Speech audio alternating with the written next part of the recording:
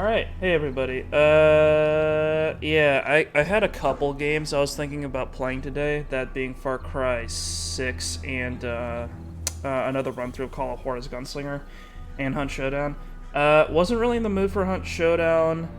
Far Cry 6 isn't downloaded yet, and it's 177 freaking gigabytes, so I didn't want to sit through that, like, especially since I was already kind of late today.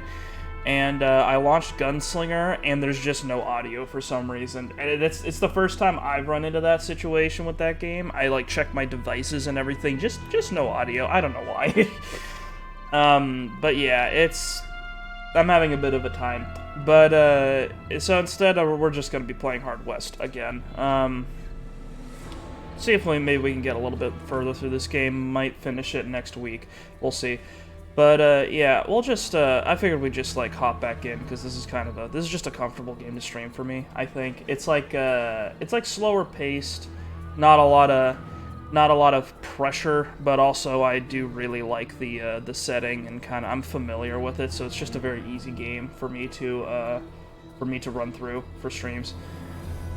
Anywho, hope that's alright with you guys. If it's not, I don't give a shit. We're doing it anyway, because none of you are here to tell me no. But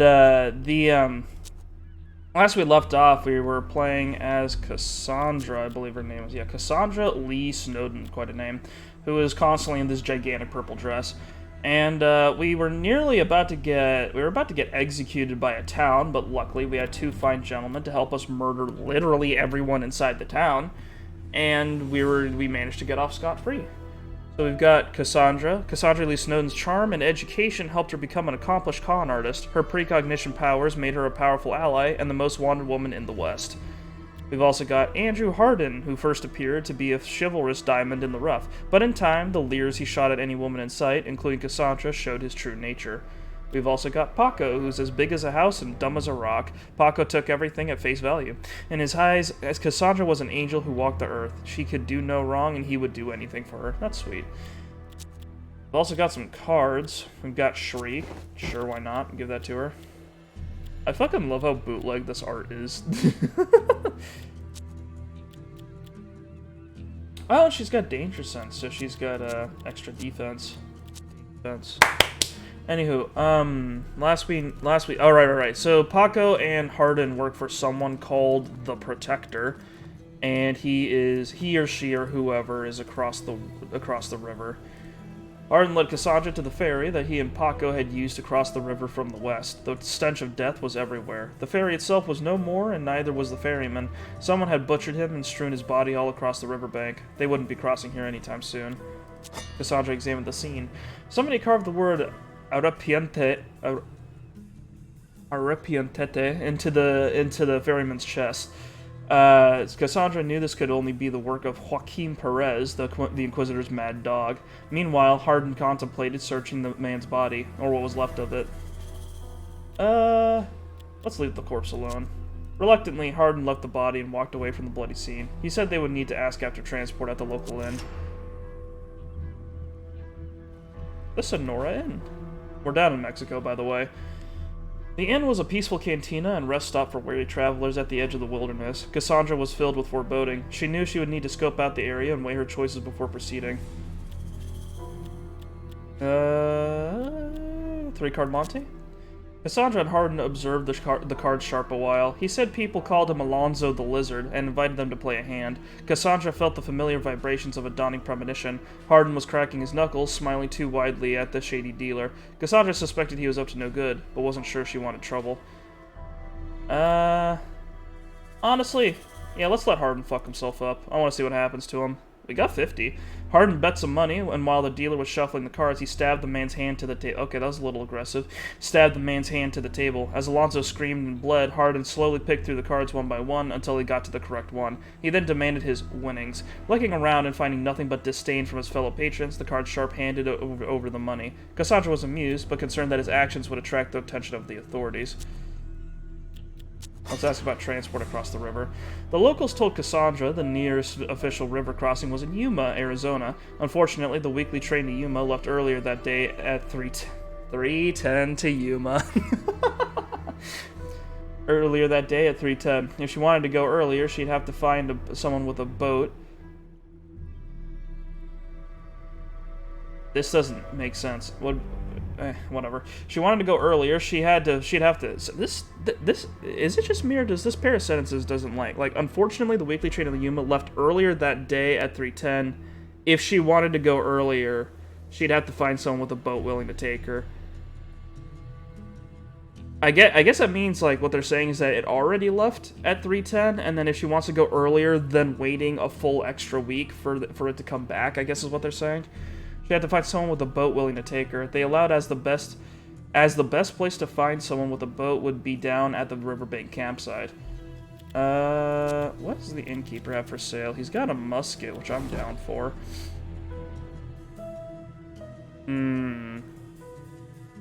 Musket and some shoes. I don't want to be super short on cash on the off chance that, I get an opportunity. Head over. There we go. Alright, riverbank. Cassandra and her companion spent hours walking the banks of the river, but found nothing. Cassandra shed a few tears of hopelessness, which led her to another premonition. Sure, let's explore the vision. Images flashed before Cassandra's eyes. She saw a dark, unlit boat crossing the river in silence. Precognition has exhausted Cassandra. To restore her power, rest or visit other locations. Okay. Images flashed. Okay, she saw a dark, unlit boat crossing the river in silence. She looked at the night sky above the boat and made out the North Star. Though the vision was over, as soon as it appeared, Cassandra knew she could pinpoint the boat's location. Can we rest at the inn, like by paying money? Ah, yeah. $10. Even though the room was ridiculously expensive, it was nevertheless filthy. But a few hours nap lifted Cassandra's spirit and allowed her to recuperate from the strains of clairvoyance. Smuggler boat. A clandestine, low-profile smuggler boat was beached on the shore. The smugglers had set up a camp in a nearby cave. Hardin said they should be careful not to leave any witnesses. Cassandra was worried that if they killed the smugglers, their bodies would attract the attention of the Inquisitor's chief manhunter, Joaquin Perez. Hardin said killing the smugglers before stealing their property was still safer. Let's see if we can commandeer the boat. As the group were setting sail, a lone smuggler sentry ran out and started shooting. Hardin was wounded, but the party were soon rowing downstream towards the town street. We were rowing down street. Downstream towards his swamp hideout. The Nine of Spades. Hardin led Cassandra and the rest of the party into the thick swamps that lined the mouth of the river. Amidst the lush greenery was an artificial island. Hardin said it had been built long ago by a now extinct native civilization, and that he had taken it over as a spot to stockpile supplies. Hardin moored their boat to the island and began filling the hold with useful items. He explained that they could proceed to the Protector's Island whenever Cassandra was ready. Let's poke around a bit. We've got a hospital here. Maybe we can fix Hardin's hand. $50. Maybe I'm not sure if I care about his hand that much. And we got the Fate Trader here. He's got his usual stuff. We're gonna need some money before we do that. Okay, minus 10 aim and minus 1 at max HP is pretty bad. How about we just fix that?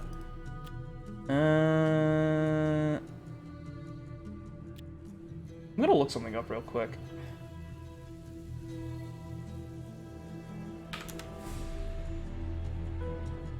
There's a thing.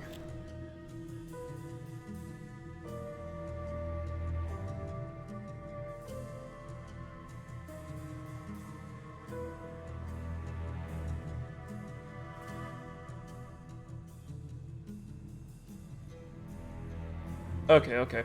So, I needed to double check something. We've got combat injuries turned on right now. It seems like there's two ways you can get injured in this game. One is through like the actual events on the map, and the other one is through combat. Apparently the injuries you tend to get in combat will scar over and like give your character buffs. But if you get an injury on the map, no, those don't heal. So you have to pay money to heal them. Anywho, Isla Cholocoyan has some scum around it, so we should probably fight. In the thin light of early dawn, a sudden explosion rocked the island. As pieces of the smuggler cutter rained down around them, Cassandra made out the silhouettes of several boats headed toward the island. The Inquisitor had found her. The team grabbed their weapons and prepared for the fight. Glad we gave Cassandra, like, a real gun. Unholy power? Give that to Baco. We're not very well armed, but whatever. Joaquin Perez and the rest of the... One sec. Joaquin Perez and the rest of the Inquisitor's hunters landed on the island. Cassandra and her companions scrambled to defend themselves. The Inquisitor's men had destroyed their means of escape.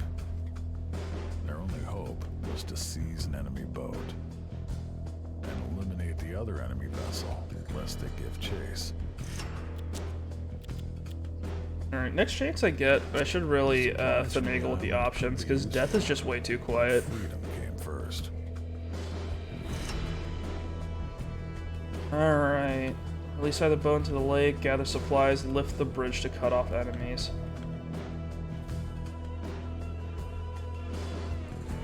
Here's the console for the bridge. What are we dealing with? Well, let's see if we can take this guy out.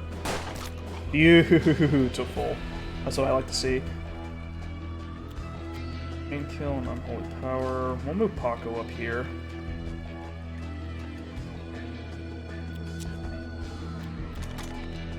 This guy's got full cover, so yeah, there's no way. We'll have Cassandra move up.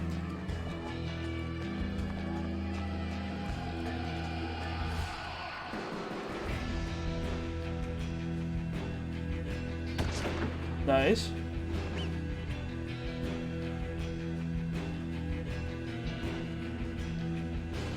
Alright, that's the only guy we've got visible so far. One more time. No good. Unfortunate. Okay, let's touch this thing real quick. Lift the bridge. Lifting the bridge trapped the enemies on the other side. But it also separated Cassandra and her saviors from those supplies. That's actually not that useful. Oh well.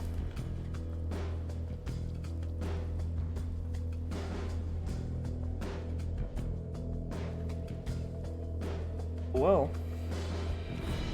Actually, you know what? Let's not lift the bridge. Let's try that again. The Inquisitor's men. I didn't clue in that there was a price to my shenanigans. Their only hope was to seize an enemy boat and eliminate the other enemy vessel, lest they give chase. One more time. The supplies from the island could be useful, but freedom came first.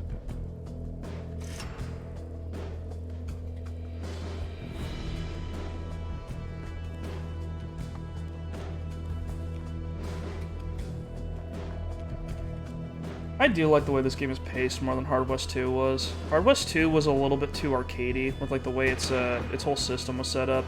I really disliked how because they had the bravado system, they made it so that you were always fighting like 30 dudes in one fight, and it made every combat just fucking exhausting. I was just so done at some point.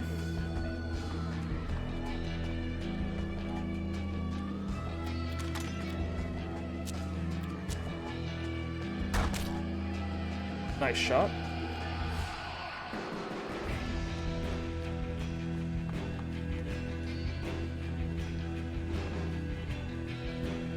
Push up real quick.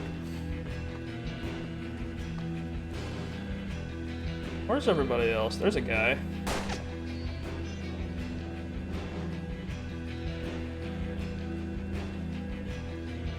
He's actually in a pretty bad spot. Probably poke around and get around him. There's something. Have Paco move up and finish him off, maybe. Oh dear.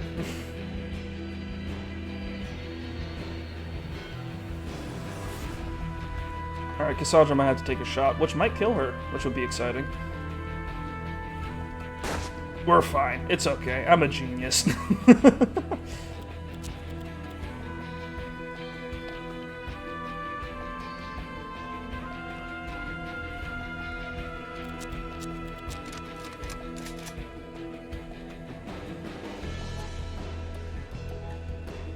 there an enemy over here? There is. God bless. Okay, Paco. Paco, you are ginormous. Let's see if we can push you up with your 12 goddamn health. 29, 0. What is the Remy Borgin even useful for? Oh, nice! Holy shit.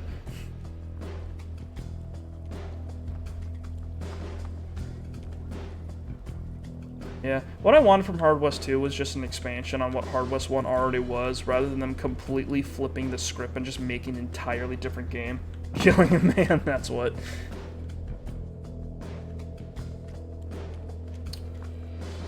Glad to see you, Kurt. We're back with the Psychic and our two goofy boys. And I am escaping Mexico. That's our plan for today.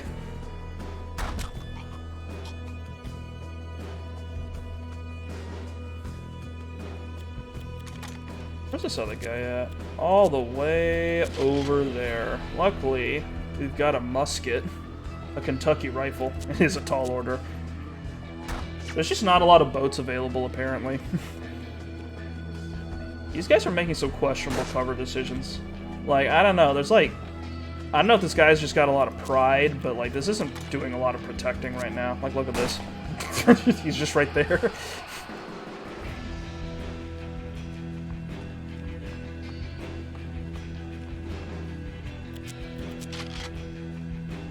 A little dumb. Cassandra must have some fast fucking hands if she can reload a musket that fast. I'm not sure if you guys have ever seen what goes into reloading a musket, but it's like a lot.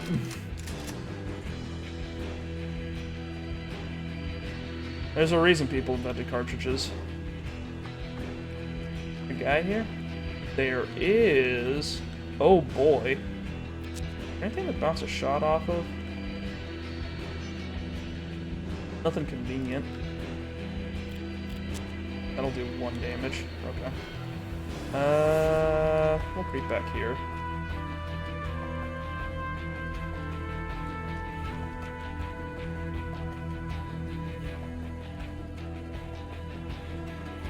Is there a guy, like, over here?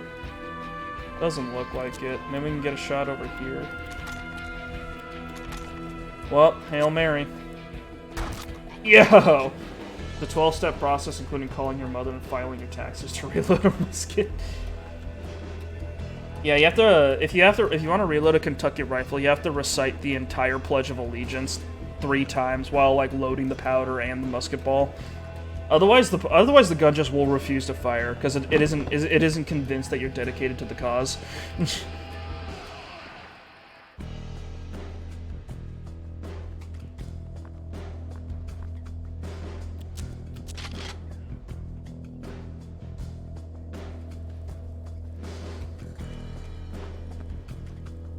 There's a Civil War game that came out like way back, and I remember that game was interesting because it's like I had a friend who had it on like the Xbox 360, I think, and I remember playing it with him, and I was like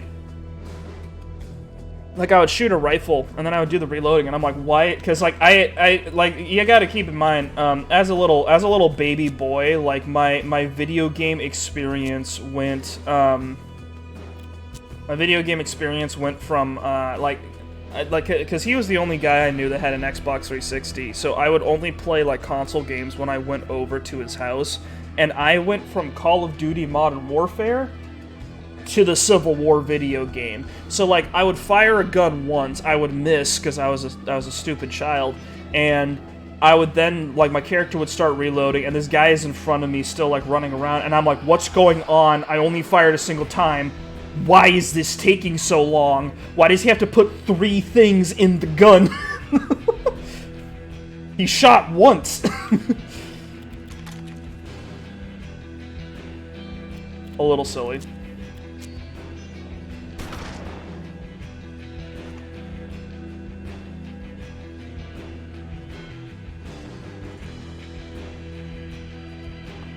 But what ended up happening is that the Civil War was like it was like an interesting in between when it came to technology. 1 shot better be 1 kill or else we're doomed. Yeah.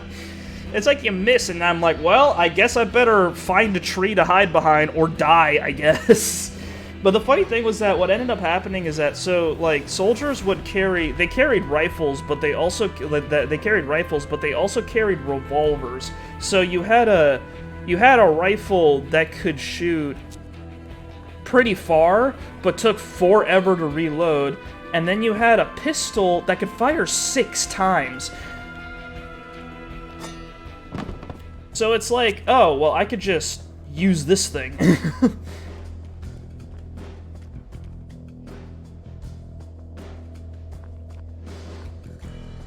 First boat drifted away from the island. Why do we need 2 boats? There's only 3 of us. But yeah, you could use the revolver. The range didn't matter much because it's like, yeah, you ever know the one thing about like video games with guns is that they always the ranges that you fight people at are not at all realistic. Like in real life, when people like have gunfights, they're usually further apart, unless you're talking about some neighborhood, I don't know, gang violence or something. Actual military conflicts, usually people are pretty far apart. But in video games, that's just not very exciting if you got people who are, I don't know, 100 to 200 feet away from each other, just kind of like firing pot shots, and until one of them hits, and then the other guy has to get dragged off the fight and gets taken to like a medic for like 2 months. You know, that's not very engaging. So so instead, what happens is that they just make it so that everything's faster and everything's closer quarters to make it more exciting. So in a game where the trade-off of range gives you 5 extra shots, yeah, I use the revolver all the fucking time in that game. Or from what I remember, that was just what we stuck with.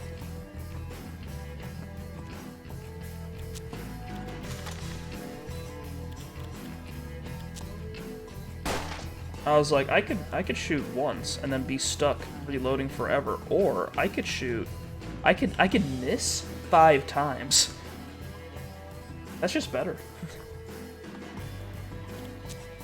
Miss 5 times, hit once, not kill the guy. That's better. That's what I want.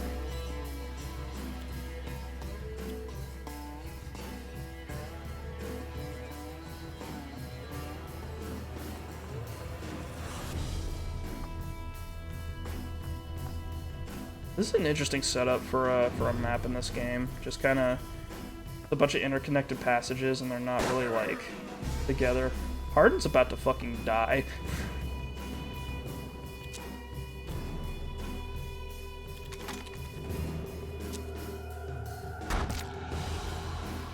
Cassandra and Bach are just having a great old time over here.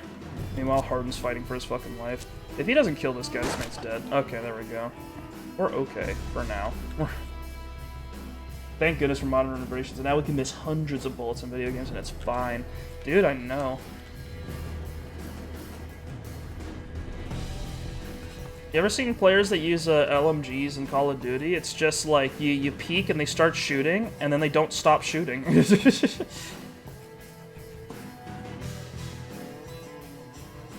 Like, it's just like you hear, and you're like, okay, I think I need to stay in cover, and then it just kind of keeps going for another few seconds, just and you want to like lean out and be like, okay, I get it, I'm leaving now. This hallway's illegal, okay, I understand.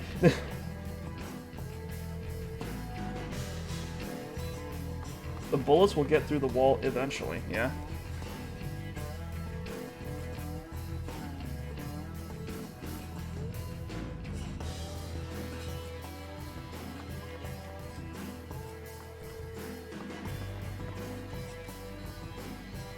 Please don't kill him. Oh, okay. Thank God, this guy's making it easy for me. He is standing in the open.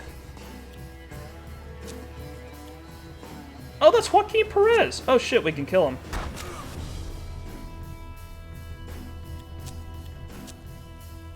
Joaquin Perez would never dog Cassandra again. Beautiful. That's another, that's a loose end. Completely taken care of. I'm glad for that. If I remember, no, it was Sun Cove that had the ivory pistol. Who was Perez? I don't know, but I remember his name. We love to see it. We love to see it. I'm always like pleasantly surprised in video games. It's like the opposite of how I should feel, because the game's just like, oh yeah, here's this big bad guy. He's on the field. You should be scared. He's like extremely deadly. And then meanwhile, I'm like, oh, thank God, I don't have to deal with this guy like narratively. I can just kill him now. That'll save me time.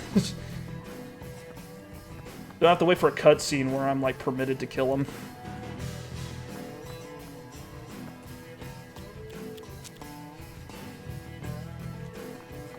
There we go. The final boat was within reach, and any stragglers would be left behind.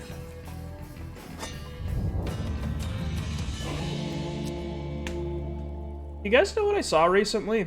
I saw Across the Spider-Verse.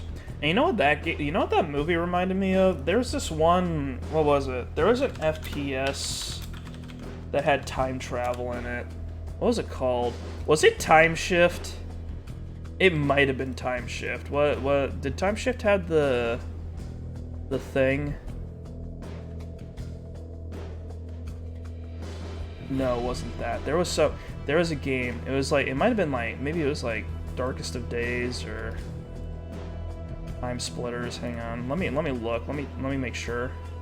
There was like a thing.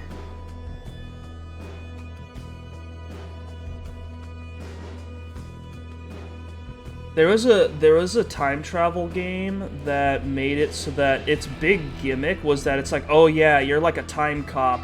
You need to, I don't remember what it was called, but they're like, you need to preserve like the canon history. So what that means is that in this random fight, like you like break into like the Revolutionary War, right?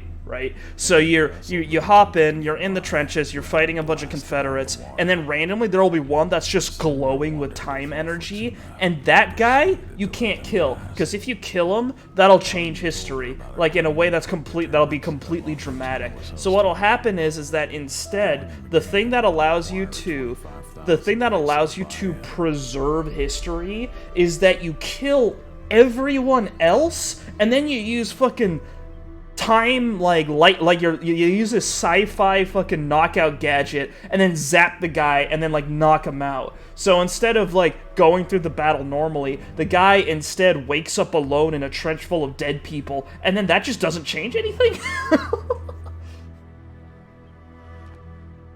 I thought that was the funniest fucking thing.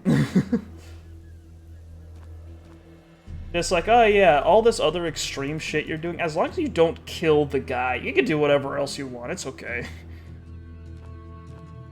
Alright, so La Fortuna has a poker tournament, and I need $25,000 dues. Yeah, sure, somehow.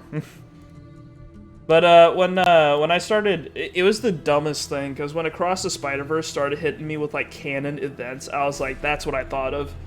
I haven't seen the latest Spider-Verse movie, but I remembered I have a DS game that has Miguel O'Hara and Peter Parker as the main characters. Oh, yeah, that's cool. Yeah, all the main characters in the Spider-Verse are like genuine Spider-Men, which I was surprised by, because I'm not like super up to date on spider lore. And I was surprised that there were this many different Spider-Men. Like, it was just Miles Morales and Peter Parker in my brain.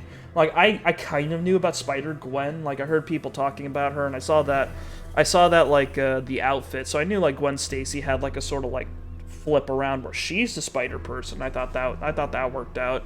But then I didn't know about all the rest of the shit. There's so many. Well, that's why the fucking movie got made in the first place. There's just so many. No, that movie's fucking good, by the way. I recommend seeing it. Cassandra and the Ragged Crew returned to the hospital. The Mother Superior greeted them with a nod. Only medication she had in large supply was a powerful laxative potion. She handed over a tall green bottle with a label that promised its contents induced instant intestinal alacrity. That sounds exciting. Let's do it. With a weary sigh, the Mother Superior asked whether they required anything else. Guys, I did it. I have the shit serum. Can I use this in combat? Can I shit myself for unpredictable effects? I guess not. Should we make Paco a cannibal? I'm down. And J.J. Jameson still can't get any pictures of any of them. He's just that. It's a. I guess maybe that's also a canon event that he just can't get pictures of Spider-Man. Shit to confuse the enemies. Yeah, you just break into the room with a guy, and like the smell hits him before he sees you, so he's just confused when you shoot him. That sounds about right. Pilgrimage? Cassandra and her companions came across a group of people camping out in the wild. They had numerous tents set up along with carts and horses, there were wooden crosses and ornate incense holders everywhere they looked. A man wearing priest attire greeted them on behalf of his flock and said his name was K. Elspeth. He explained that he was leading these people on pilgrimage and that they were currently enjoying a much-needed rest. You guys see this image over here, this card? If you've ever driven, like, around Nevada or like some parts of Arizona, this could be anywhere. Just like this is just the Southwest desert. It's kind of funny, and they just put like a filter over it so that they use it so that it didn't look too real in the game, but this is just a real ass photo. Alright, Kay. Cassandra remarked that the beaten paths around the camp suggested they'd been camping here for some time.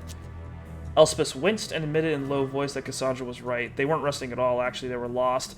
His map had turned out to be inaccurate. He couldn't bring himself to dash the hopes of so many pilgrims by telling them they had to go back. Thus far, he had been able to convince everyone that they were still on the Kalaka Shrine Trail, while he secretly tried to figure out where it was. Now he's losing hope of ever finding it.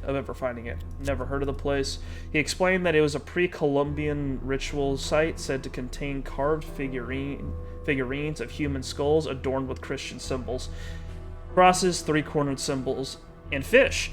According to Elspeth, the existence of those symbols confirmed that Christianity was the world's sole true religion. Sure, buddy. Unfortunately, however... Oh, hey, Kaz. Unfortunately, however, the man he'd brought from a merchant in Adelante had proved false. Now he would need to admit his failure and destroy the faith and resolve his flock. Unless a true map was found... Cassandra was finished with him. Elspeth nodded fervently. He promised to share his supplies with Cassandra if she found a map. He had heard that the Garcia Pimentel family library might contain clues to the shrine's location. Okay. Hey, I got time. And if you happen to have $25,000 sitting around in your supplies, you know, I'm down. Matron Pulcheria Adelmira Garcia Pimentel was one of the last of the venerable Garcia Pimentel clan, which had flourished in the New World for hundreds of years. Now, the family was a shadow of its former glory, but the Garcia Pimentel Library remained the greatest and most complete collection of works detailing the New World and the rise of Mexico. Madame Garcia Pimentel jovially greeted Lydia as Cassandra had introduced herself, and guessed she was here to see the fabled library. Cassandra nodded, hoping quietly she could find the location of the Kalaka Shrine amid the books. Matron nodded and led them inside. There they were joined by a scrawny figure in clothes that had once been very fine, but were clearly showing their wear. Matron Garcia Pimentel said this was her son, Porfirio, and that he would be their guide to the library. Cassandra curtsied, taking a closer look at the young man. On top of a hunched, scrawny body sat a large head with a bulging lump in the middle of his forehead. His skin was mottled and unnatural looking. He inclined his head slightly at all times. Yeah, he's a gamer, probably. That's what I'm hearing. She suppressed a shiver. As they walked into the library, Porfirio told Cassandra about various landmarks in the area, spouting an endless stream of historical facts, interrupted only by his slight stutter. Yeah, Porfirio, he's a gamer. He's hunched over, he's scrawny, he's got a big lump on his forehead from smashing his head against the desk when he dies. He's got to be a gamer. And a vampire? Maybe. That'd be funny. Although at first he seemed consumed by a study of history, Cassandra soon realized his trembling hands, darting eyes, and blush meant something completely different. He was attempting to court her. In another context, he might have been endearing, but she was unsettled by the cold lump she felt in her stomach. Porfirio broke her reflections, asking whether there was anything in particular she would like to hear about. I wonder how Cassandra stays clean. Because she's just running around in like a full ankle-length purple dress, and we've gone through like the desert, the entire length of the desert, and like a river and a swamp. We can never escape three things in the West: corn, gunfights, and vampires. Yeah, that's about right. that's the through line we can draw between all the games I've been playing. She asked specifically about the famous yet mysterious Calica Shrine. According to Porfirio, the Calica Shrine was the crown jewel of the area's historical attractions, believed to have been built long before the first Europeans set foot in the New World. It contained... One sec.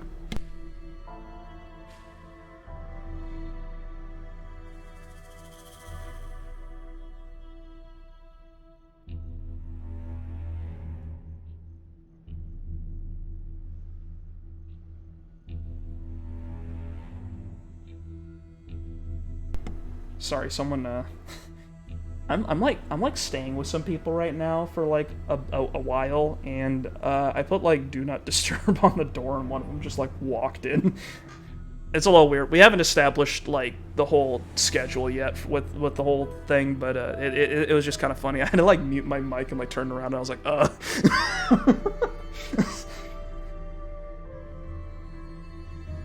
Anyway, the shrine was considered by many as the ultimate confirmation that Christianity was the world's one true religion. We're still on this. There had been a minor military struggle over who controlled it, with the winner doing their utmost to camouflage its position. When they met their downfall, however, its precise location was lost to history. At this last sentence, Porfirio's deformed lips twisted in what Cassandra interpreted as an approximation of a smile. She guessed aloud that he knew so much, she was sure he must know the location. The young man looked away shyly. When Cassandra pressed, he nodded his deformed head in confirmation. He said he would tell Cassandra the location in exchange for a kiss. What a milady's man.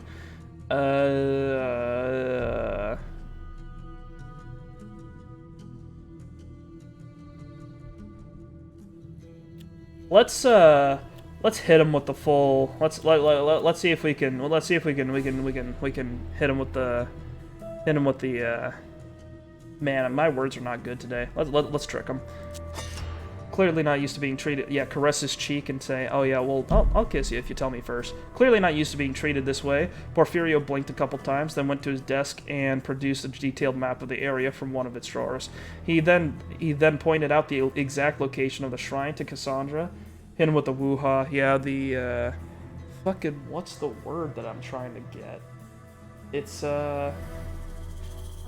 I don't know. Let's bushwhack him. Let's bushwhack him with our feminine charms. The boogie down? I don't think that's the word I'm looking for. I appreciate the suggestions though. He then pointed out the exact location of the shrine to Cassandra and copied the major landmarks on a piece of paper, which he gave to her. He then closed his eyes and presented his lips. Should we? Should we just destroy this man's trust in women?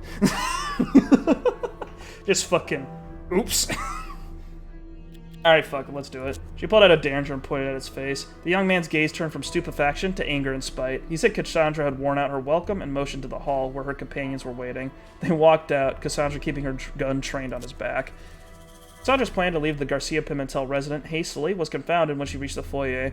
Hardin lay unconscious on a chase lounge, apparently inebriated on a great deal of brandy. Good work, man.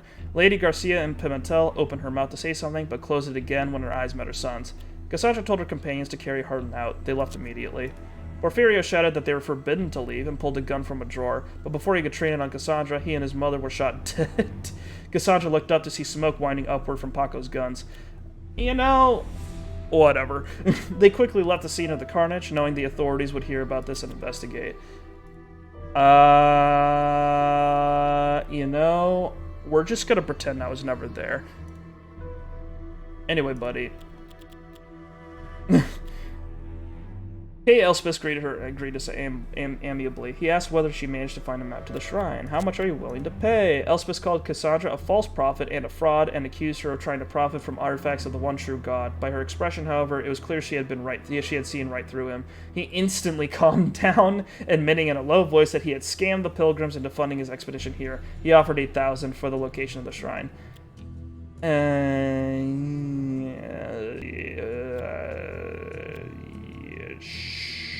Sure. Okay, Elspeth handed her the agreed-upon sum and took the map in his hands, a genuine tear of gratitude in his eye. He walked away, announcing the miracle to his followers. What's going on at the shrine? ravaged by a recent landslide. In place of the entrance was a mess of crumbled rock and masonry. It would not be possible to visit this unique and mysterious place. Oh well. I guess I missed out on some unique loot or something, but that's okay. Alright, I've got 11,000. Where's the rest?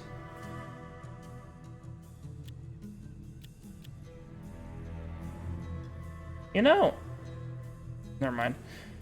In future weeks, while I'm staying here, I might go for like later. I might stream a little bit later. The bustling town of Adelante was full of new buildings and prosperous people. The copious construction work in town was sponsored almost single-handedly by Mr. La Fortuna.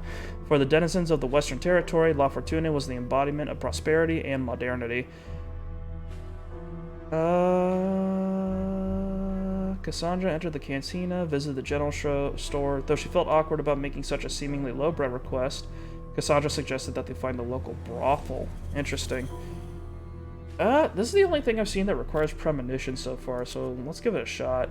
When Cassandra told Hardin they should find the bordello, his eyes lit with an unsavory glow. She admonished him sternly, insisting this was strictly a business outing. Her head was already starting to ache. It was only a matter of time before it dulled with pain for hours or even days. They arrived at the brothel in time to witness a violent quarrel. An older, flamboyantly dressed woman beating an Indian prostitute with a billy club. Ugh. Cassandra guessed the older woman was the bordello's madam. Hardin stared at the scene, frozen for a moment, agog. An instant later, Hardin rushed at the madam, landing a full-force punch in the middle of her face with a crunch. As she sprawled on the floor, dazed and screaming, Hardin rushed to the native woman, helping her up. She hugged him as he cried, covering him with kisses in a way that suggested they had more than a passing familiarity with one another. Hardin motioned to Cassandra to get out of sight. She ducked into the nearest back street. Hardin and his native acquaintance joined Cassandra as soon as they could. She wasted no time in reprimanding Hardin for attracting the attention of the entire town and doubtless the authorities. Hardin explained that he had no choice. It was his duty to defend Felicia. Apparently, they had known each other for some time. One sec.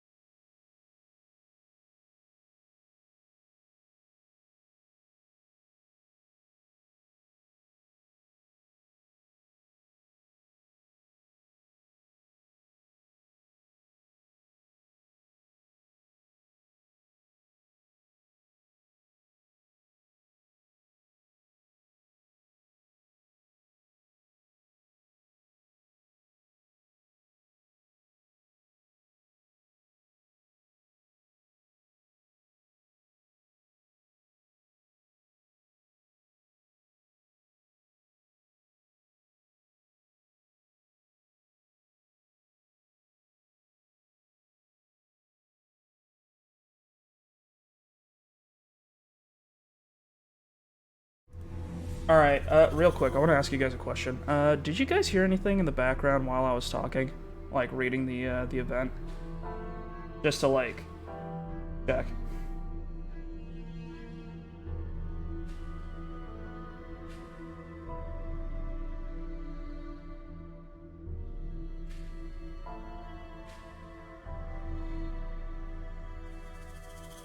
Because there was some noise going on in the background while I was reading, and that's kind of why I was like waiting for it to die down.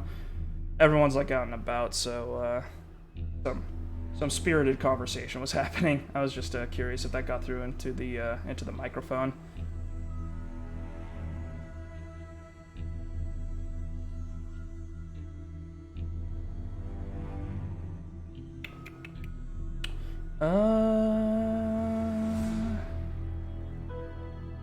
Where was I? Sorry. A little off. It was, She wasted no time in reprimanding Hardin for attracting the attention of the entire town, doubtless the authorities. Hardin explained that he had no choice. It was his duty to defend Felicia. Apparently, they had known each other for some time. Cassandra guessed Hardin was one of her regulars. Felicia apologized for the trouble, but said that without her job, she had nowhere to go. Hardin suggested she could join Cassandra's posse, as she was a good shot and good company. Sure, why not? I'll go for an extra. I'll go for an extra hand. Felicia thanked Cassandra profusely and promised to be a valuable asset to the team. All right, let's go to the cantina, I guess. Cassandra was pleasantly surprised to find the cantina appeared safe and well run. Let's ask for a room to get our premonitions back. And bartender reviewed the latest headlines in search of any mentions of her misadventures. Brushes with the law had been minor. She found only a small note about one of the events she had been involved in. Okay, we're okay. We're not super wanted yet. Anything exciting in the store?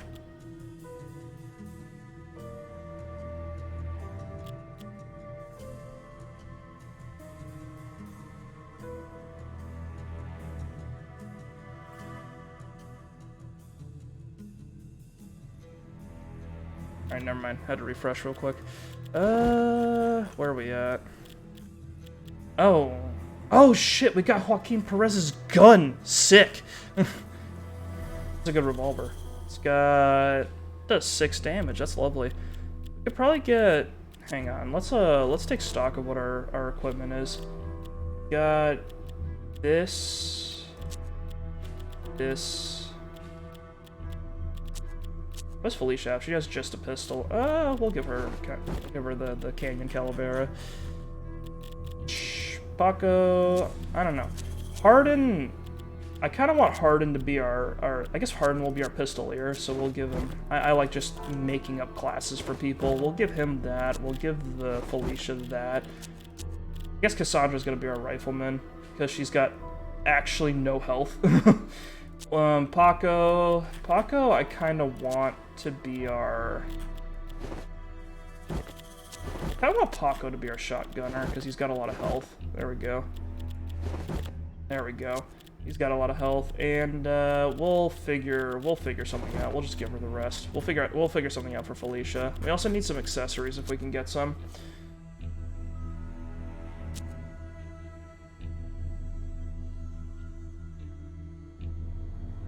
Explosives and demolition next for Paco. We've got a pair of aces. I'll hand that over to Felicia. And we'll toss this jack over to... It's 2 defense. I guess we'll hand that to Cassandra. She probably needs it. And foresight, we'll give that to our man here. Felicia Alambre is a native child who was... What happened to the kid, by the way? Is he still here? The kid? You mean the kid from last campaign? Did he get pushed off a cliff? If you're talking about the kid from last campaign, he's just in a different, in a whole ass different place right now. I think that's a different group of people, because the angry kid with the big hat from that was hanging out with Warren from last campaign after I sacrificed the one guy to the totem. That's last campaign, so we're done with him for right now. We might see him again because I think Warren's got another campaign later, but I'm not sure if we'll see him that much. Yeah, it is.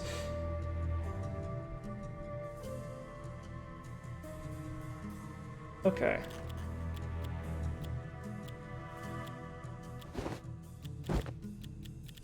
Who wants drugs? Who are we giving drugs? Paco, you want drugs? You could probably take it. There we go. Mandrake. I'll give a Mandrake to Andrew because we've got Ricochet on him. We'll give the bomb to Felicia. Why not? She seems like she knows what to do with that.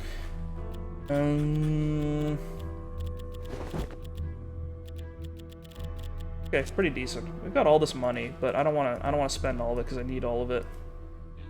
How the fuck am I gonna get this other 14,000? I just fucked up repeatedly. Upon leaving Adelante, Cassandra had an unnerving but all too familiar feeling, a powerful premonition that made her head ache for days on end. Sure. Let's go for it. Her skull blazed with pain as the vision took shape. Cassandra saw a stagecoach loaded with expensive luggage against a gorgeous mountain backdrop. Suddenly, a vulture's cry split the air. She looked up and saw several haggard birds circling overhead. As her premonition faded, she looked around for landmarks. She was positive she could pinpoint the location of the vulture's feast. Well, sure. Ask and you shall receive, I guess. Following Cassandra's directions, the party soon arrived at the location of a stagecoach crash. The putrid smell of decay indicated the accident took place several days ago. A flock of vultures feasted on the well-heeled passengers. One of the birds looked up from its feast, fixing the company with a rheumy glare before slowly flapping skyward. Hardin began rummaging through the pockets of the dead, whistling casually as though he were picking daisies. Cassandra, finding nothing of interest, was begging to regret what... I'm loving all of these typos. Was beginning to regret coming when she spied a thin leather suitcase sitting in the dust. Opening the case, she discovered a document written in dark blue ink on thick paper adorned with official stamps and seals. It appeared to be the deed to a silver mine somewhere in the Rockies. Cassandra pocketed it while her companions rummaged through the rest of the spoils. Okay. Someone was tired for this one. Oh, yeah.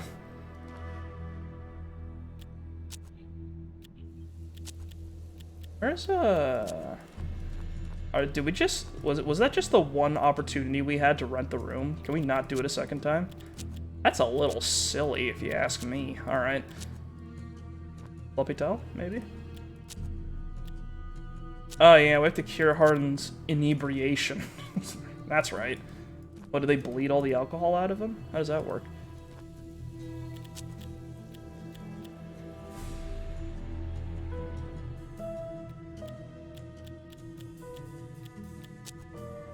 Well, we've got stuff. Hardin led Cassandra to the notorious outlaw gambling den. The venue was set up in a cliffside cave in an ancient Indian pueblo. There were no lights on the outside, but Hardin pointed out 2 guards concealed against the crumbled wall. I guess we did get precognition back when I wasn't looking. There were no lights on the outside, but Hardin pointed out 2 guards concealed against the crumbled walls, next to a narrow entrance with a thick black curtain. Inside, they found a wide repertoire of gambling tables, an assortment of an assortment of colorful, dangerous-looking characters, and an ample supply of liquor. Cassandra sat within hearing range of a drunken prospector and eavesdropped on his story. The prospector claimed to own a map to the wreck of an old Spanish treasure ship. Hardin dismissed it as bragging, but Cassandra was interested. Let's probe what his future holds.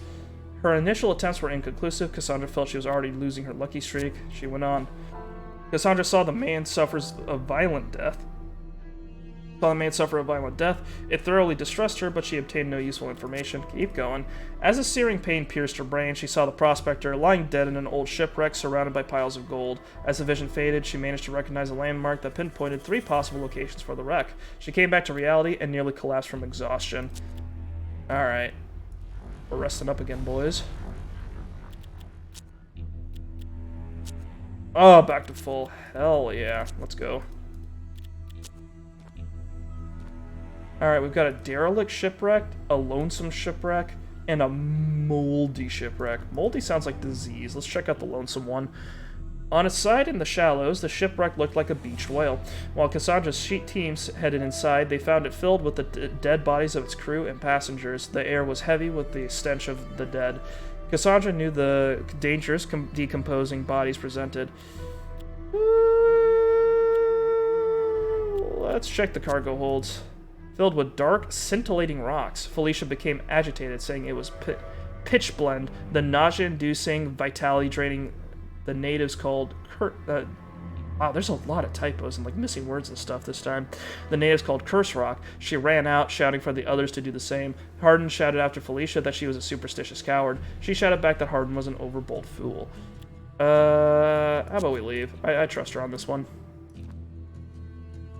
Pitch blend, that sounds bad. Pitch blende. On the sharp rocks of the bay sat the decomposing wreck of a caravel, almost entirely disintegrated. They could barely make out the name on the side of the ship. Louis 87. Cassandra doubted it would yield much. Let's go for it. As she descended into the wreck, Hardin stepped on a sea urchin and had to be helped, limping onto the shore. A closer inspection of the wreckage yielded an ivory comb and some golden teeth, worth 100 pesos or so. Hardin suggested there might be more valuables at the bottom of the bay, but that obtaining them would mean contending with more dangerous sea fauna. Fuck it. Paco, get in there. Cassandra's companion disappeared beneath the sparkling water. After a number of reconnaissance dives, the swimmer submerged for close to a minute before erupting into the surface holding a small, ornate chest. Inside, Cassandra found a collection of ivory pieces. They would be worth at least 1,000 pesos to a collector. Hell yeah. You fool, you fell for the oldest trick in the book, the spiky boys in the ocean.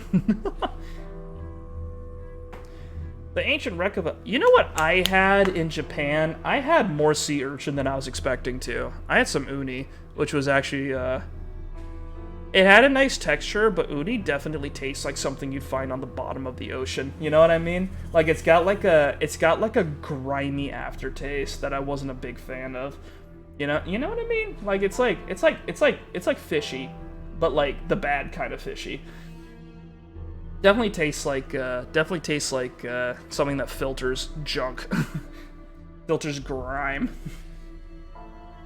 The ancient wreck of a Spanish galleon sat in a small cove and looked harmless enough. The name on the bow read Amaya Calvo. The air smelled of dried seaweed and mold. Cassandra motioned to her companions to follow her inside. Descending into the cargo hold, the team found crates filled with valuables and expensive materials. Much of the treasure had decayed with time.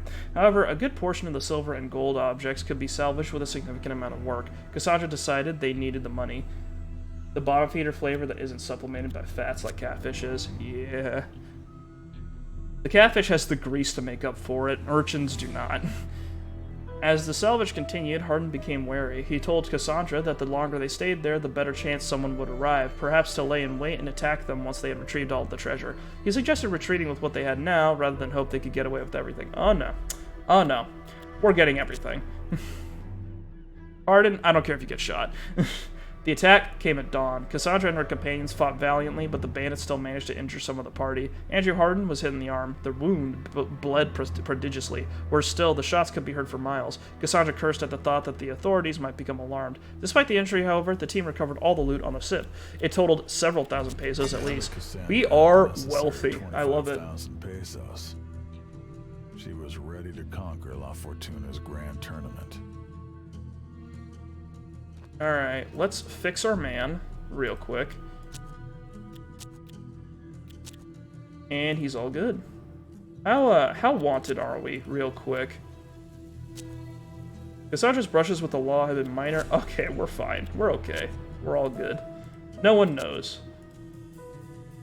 Murdered 2 people in cold blood. Got into a gunfight. We're a-okay. Reception Hall. Cassandra and her companions arrived at the building where the poker soiree was to be held. The imposing building was made entirely out of cast iron and glass. What the fuck? A feat unparalleled in Mexico. They had some time to kill before the game started. Cassandra wandered the floor and sized up the other players while she waited for the tournament to begin. The room was filled with players from all corners of the land, tense with anticipation of the conflict to come. Finally, the cashier booth opened, and players began to fork over the cash necessary to register. There was still time for Cassandra to mingle with the guests. Let's mingle with the guests a bit. The soiree was first and foremost a social pageant where the rich and the famous could show off their opulence to their peers and rub their success in the faces of their competitors. Though everyone appeared friendly on the surface, the competitive tension in the hall was palpable. It's a poker soiree, $25,000 dues.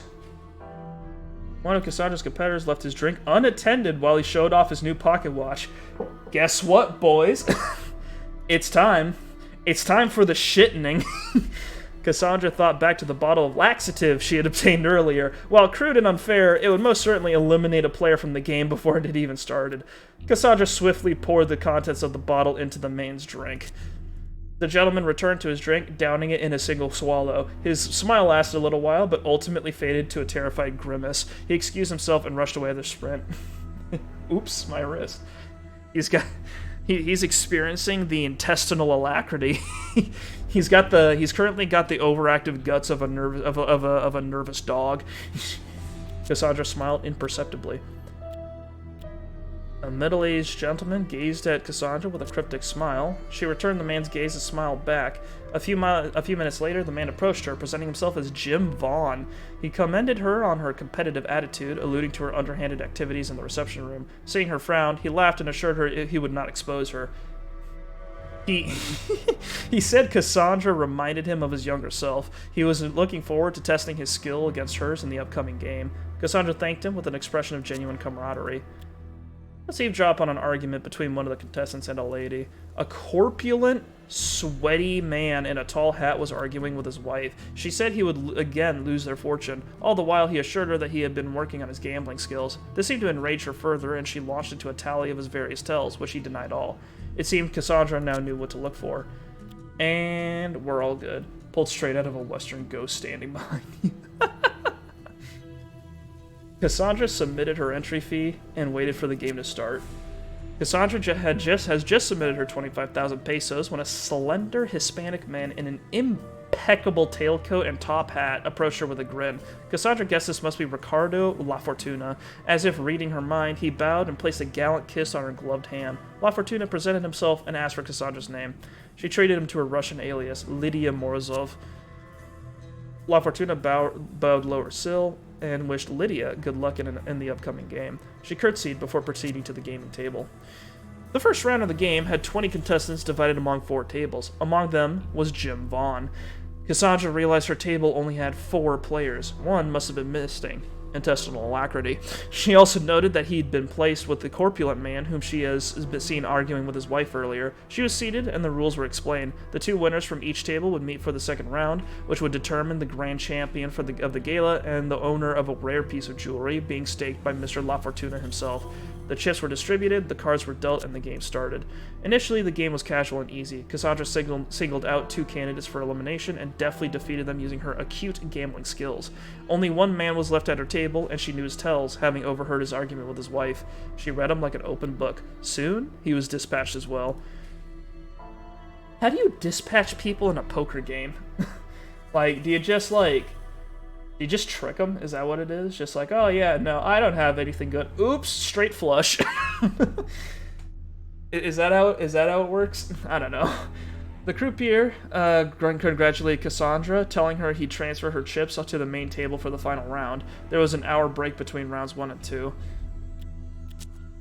The tournament was in full swing. The losing tears were dried by cheerful senoritas and gallons of alcohol, while the winners gloated, prayed, and luxuriated in the lobby. Cassandra looked around, sizing up her competition. One of the finalists discreetly retreated to his room. Intrigued, Cassandra followed him. As they left the party atmosphere of the crowd, the gambler accelerated his pace, crossing the steel and glass corridors of the palace with unusual... Isn't this place hot as fuck? Gallons. Yeah, that actually does check out, doesn't it? It does. I mean, you know, if you lose and then you drink enough, you don't need to think about losing anymore, I guess. That's just how it be. But anyway, is this place... Because this place is all... It's all cast iron and glass, and there's no AC, obviously. And there's probably no fans because there's no electricity. Like, this sounds like it's fucking searing hot in there because nothing's protecting people from the sun. Whatever. Then when he entered the hotel ring, he disappeared. Cassandra looked helplessly around the halls of the hotel. There were 2 rows of identical doors, one on each wall of the hall. One, she noted, had light sifting from underneath it. As she approached it, she saw that it had been left slightly ajar. She peered through the opening and, to her surprise, saw the man injecting himself something from a syringe. Morphine. The gambler lay on the bed, oblivious to everything around him. He was in the full rapture of a morphine shot. Oh... We can kill a man. Nice. Cassandra slipped inside his room and gave him another injection of an even stronger dose. Cassandra hesitated, wondering if her lack of experience administering drugs might spell this man's demise. I've come this far, she thought, emptying the syringe. He certainly didn't protest. Rather, he closed his eyes and fell asleep with a blissful smile on his lips. Cassandra left a gentle kiss on his sweaty forehead and left the room. That man's dead. Cassandra returned to enjoy the evening, all the while looking around carefully. Once the break was over, Cassandra proceeded to the table. The players sat down to the final round of La Fortuna's poker tournament. Along with Cassandra, 3 other men were still in the competition. Oh yeah, no, he's dead. He's dead. 3 other men were still in the competition. One defaulted when he failed to arrive at the designated hour. Cassandra recognized Jim Vaughn from their conversation earlier in the lobby. The last man remained a mystery. Names were exchanged, cards were dealt, the game began.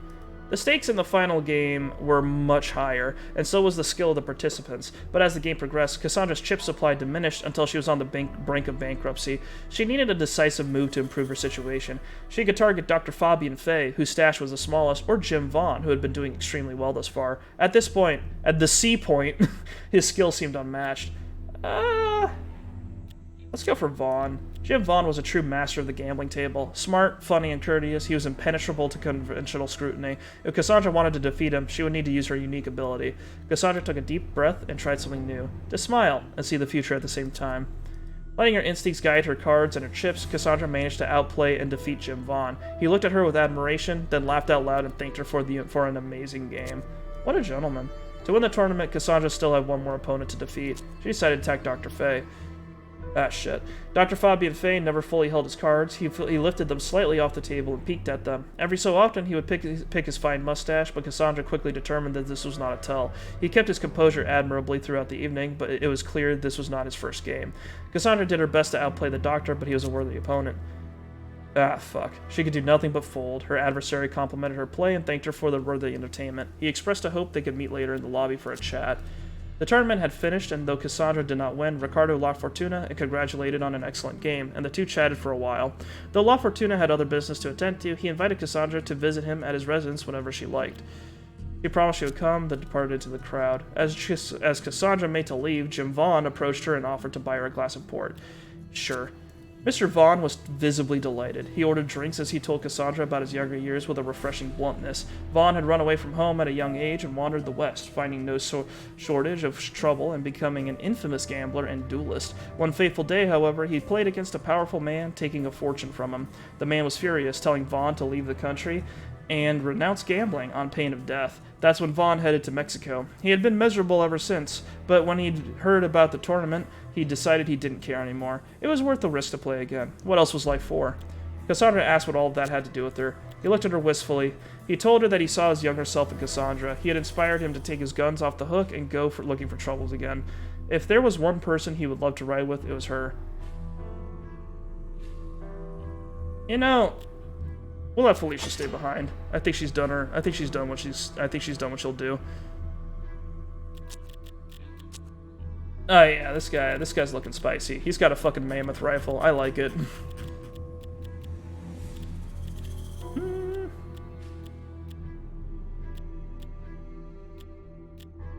And the volcano. There we go. The volcanic. Actually, hang on. We'll give the 6-shooter to Cassandra here, so she's got like a reliable backup. We'll give the quarter pounder to Andrew in case he just wants to completely fucking obliterate a man. Open the card screen. We've got the Ace of Clubs now. Hello? Okay, there we go. Oh dear. Cassandra, I want you to have a pair. Paco. What is that? Gives you 3. Artery shot. That gives high card extra sight. I like that. Interesting. Hang on. I'm gonna move all of this to our gambling gunslinger over here, and I'm gonna dump all of these on Hardened and see what happens. 4 of a kind gives plus 15 aim. I like that. Let's do that.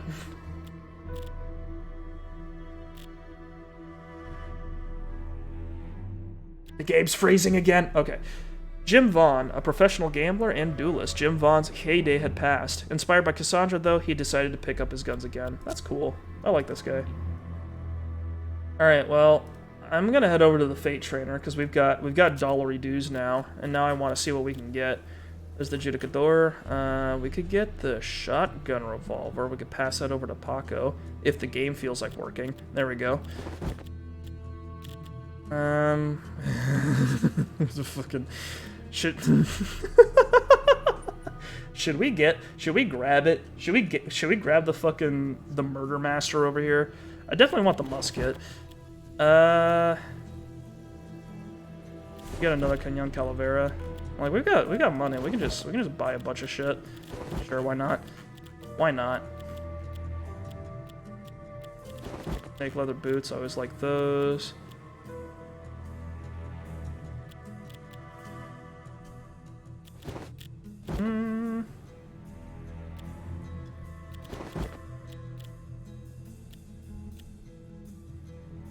Oh. Okay. Last time I played this game, I won the tournament. I don't remember how, but I won the tournament. And this is what you get from it. You get a lucky charm that regenerates luck in combat, which is actually really useful if you're playing a character that has like ricochet or something. You know what I'm gonna do? I'm gonna do an old classic. I'm gonna buy the accessory from the Fate store, which I got from a previous playthrough. I'm gonna put it in my inventory, and I'm just gonna pretend I won the tournament.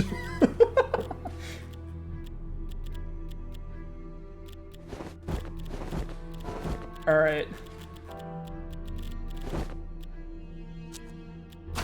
Alright, damn, that's crazy. Really glad we won that tournament. That's really cool. We got this cool accessory out of it. Isn't that nuts? Look at it. we totally won it. We'll give that to our gambling man. Plus 20 luck per turn. Hot damn.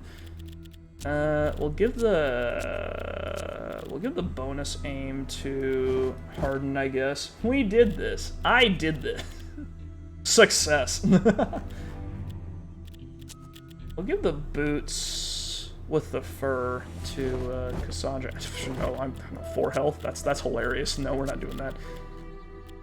We'll give that to. We'll give it to Paco.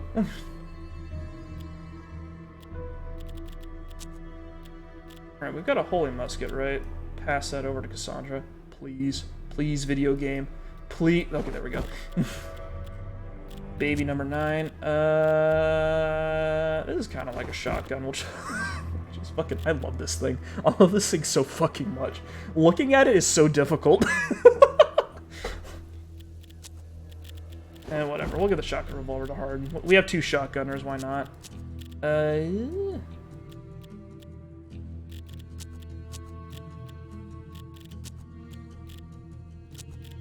Actually, no. We'll give the ivory flintlock to this guy. Who are we giving? What are we giving to Vaughn? We'll give him the Calavera on the side. Yeah, less heat for him. That's good.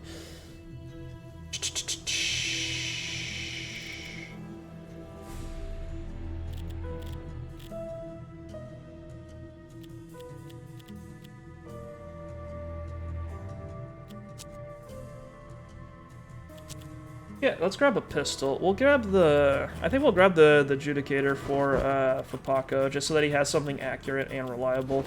And then just sell the rest of this stuff. There we go. There we go. That's what I like to fucking see. What else are we getting?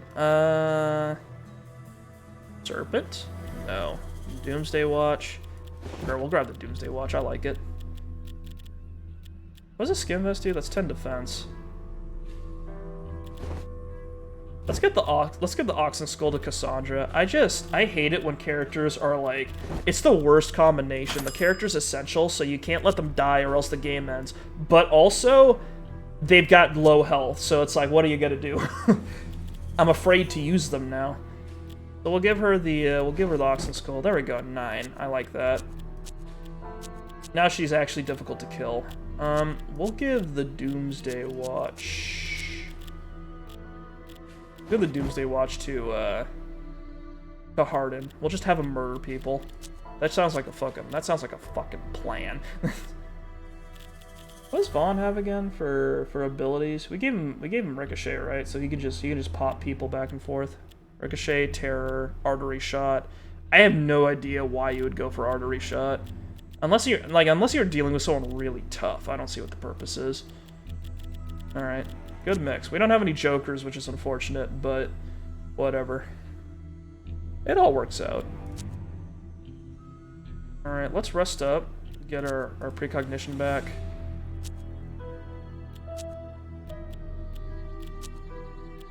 And let's go hang out with La Fortuna. Cassandra strolled over to Mr. La Fortuna's home. In contrast with the reception hall, the hacienda was quite modest. Cassandra and her companions were greeted politely by Mr. La Fortuna, who offered refreshments and small presents as a token of his appreciation. He and Cassandra had an amicable chat, discussing politics, art, and fashion, as well as Mr. La Fortuna's various undertakings. Cassandra was curious about his competition with the Protector. Mr. La Fortuna's expression became cautious as he explained that his relationship with the Protector had deteriorated over the past few months. He had finally resolved to help the Mexican Navy chase this undesirable man from their country. Cassandra suggested she could help if La Fortuna were interested. He asked what she had in mind. Cassandra said she had a talent for eliminating inconvenient characters from the Earth. Lying brazenly, she revealed that she was a successful contract assassin with many hits on her resume. Mr. La Fortuna was taken aback by this news. He did not show it. He merely smiled and responded that Cassandra's help wouldn't be required. He had a train loaded with mercenaries that was heading towards the coast at this very moment. They would seize the island within hours. Cassandra nodded and wished him a swift victory. La Fortuna's mercenary force had to be prevented from reaching the bay. Arden suggested they blow up the train. Cassandra concurred. They just needed to procure the explosives. What's going on up here? The Rossetti Hacienda was a lush residence with a beautiful garden surrounding it. The highlight of the hacienda was an amazing collection of firearms. Mr. Rossetti said he was willing to part with some of his specimens for the right price. Some extra cash would help him acquire even more interesting objects. Let's see here. Real quick, I want to look something up, just cause I wanna check something real quick. Who developed this game? Poland. Okay, that explains a little bit. That explains why the English is a little off.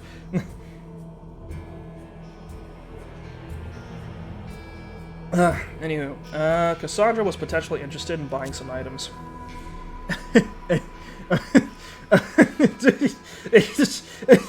He's got an 18 shooter. An outrageous contraption featuring an oversized magazine for extended firefights.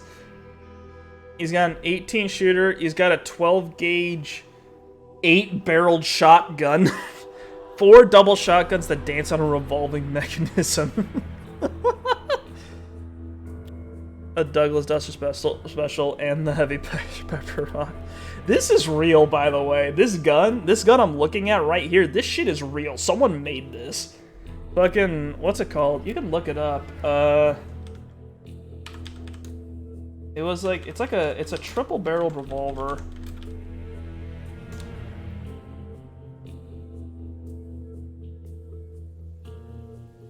Yeah, the Pistola con Caricato. It's a revolver with 3 barrels chambered in like 6.35 yada yada, equipped with a break action mechanism. The gun has an 18-round cylinder loaded with a type of moon clip, and each barrel has its own firing pin.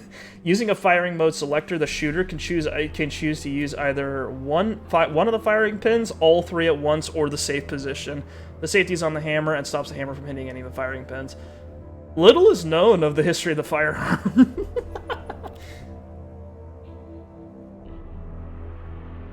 Yeah, if you look up Caricato revolver, Caricato, that's the thing. The other thing, the baby number 9, that's a volley gun, if you ever want to look up those. That's, what is it? It's kind of like the Remy Borgen rifle, I think, is another one of those or like it kind of looks like one where it's just a gun with multiple like barrels that just fire all at the same time for volleying out at people. There's also, what is it? The harmonica pistol, which I think we saw way back. That's real. And what is it? Was there an 8-barrel shotgun out there? Yeah, but if you just look it up on Google, you can find... Oh, yeah. The Defender, the Colt Defender was a real-ass thing. That's right. That's what that gun's called. This is all... It was a Colt Defender shotgun. Yeah. That was real. This is all real. People made that shit. I fucking love it. I absolutely love it. It's like that. It's that period of like weapons development where it was like, okay, so making more barrels, that was a hit, right? Because we don't know how to make a gun fire like multiple shots out of the same barrel, but people don't like reloading, so we should just keep adding barrels to things. Let's just have it hold more bullets. And then like that just kind of kept going. Like they just kept doing that until someone invented a magazine, and they're like, oh, that makes sense. We just stack the bullets and then have them feed into one barrel. That's way less crazy than this abomination I put together. Fucking goofy. I love it. The team arrived at a Mexican army stronghold in the Western Territory. The terrain was challenging and progress had been slow. They were grateful for the respite. Hardin offered to buddy up to the grunts. He said he'd see what they knew and maybe win some of their money. Cassandra nodded and said she would see what she could learn from the commander. And then they kept making multiple barrels with the modern tech. Yeah. Well, it's like, I mean, nowadays they don't really do multiple barrels unless it's like something weird, like the, what is it? There's a shotgun out there that has 2 barrels and is like tube fed and is also like, it's also like a pump action bullpup. It's in it was in Modern Warfare 2019 and also Far Cry 6. Like, I don't know what it's called, but it's a double barrel pump action shot. You have to pump it every 2 shots. It's a double barrel tube fed pump action bullpup shotgun. You load the shots one at a time from the back, like behind the grip. It's goofy looking. Commander Alberto J. Barboya Barueco greeted Cassandra gallantly and offered refreshments. He excused his humble surroundings, explaining that order was maintained in this region by the private militias of wealthy industrialists such as Ricardo La Fortuna. Consequently, the Mexican military had only a minor presence in this area. Hang on, it's bothering me now. What is that shotgun called? It's a double...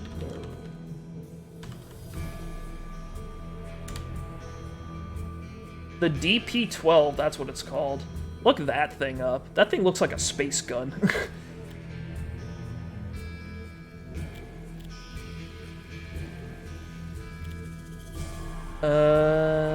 Cassandra asked how it was possible for someone like La Fortuna to blockade his competitor's assets. The commander told Cassandra that Mr. La Fortuna was a benefactor of the United Mexican States. The government trusted him and gave him many liberties. He explained that the blockade Cassandra had referred to was only a training exercise for his merchant fleet put on in response to the risk of piracy in the Caribbean. Rumbling noises and jeering voices from outside caught the commander's attention. Uh-oh. He got up from his desk and looked through the window, Cassandra joining him. Hardin was quarreling with a soldier. The commander excused himself, leaving Cassandra in the room alone. Cassandra searched the files, looking for information about her own exploits, or let's search the commander's desk. Cassandra found a small key. Why does it have so many little details like that? I don't know. I don't know. Cassandra found a small key and used it to unlock the commander's drawers. Unlock. Are you talking about the game, or are you talking about the gun I was talking about? I'm a little confused. Along with a collection of letters, a standard issue gun, and some ammunition, she found one truly interesting item, an army requisition form. It would almost certainly prove useful in the future. No one will... The gun? Oh, yeah. The gun... I feel like there's like a lot of gun manufacturers out there, I think, that just kind of make stuff just to see if they can make it, which I think is fine. I think it's funny. Because, and it's good fodder for, like, games like this, but it's like, it's interesting because it's like I feel like because guns have kind of been the same for a long time, just like just further upgrades on the same design. So I think people keep going like, what's gonna be the next thing? And like so that's why they keep making bullpup versions of everything. That's why they keep making they keep playing around with like different things, and you keep ending up with guns that are like weird or different. Like you guys know what a modern revolver looks like? It's not a Smith & Wesson. It's a fucking what is it? It's like a Chiappa Rhino or something like that, because that's like the revolver still exists, but a Chiappa Rhino is like the way it works is that it's got a revolving the barrel is like it's not like cylindrical, it's got like sides to it, and the barrel fires the bullets that are on the bottom of the cylinder, you know? It looks like a space gun for sure, but it looks like that because it looks like the Death Star. Well, I mean, that's also on purpose. Like, if you want to make a gun that looks like it's from the future, you should design it that way. That's always how they do that. Yeah, yeah. The barrel's on the bottom. I don't know why. I think it's because like, I don't know. I heard an explanation for it once, but it was like, it's like a double. It's either double. You can do double action or single action depending on how you feel about it. But like something about the way the, what was it? Something about it. Like works better because it's got the barrel on the bottom. No, Chiap, I do not want to buy a gun. I'm sorry. I just think they're neat.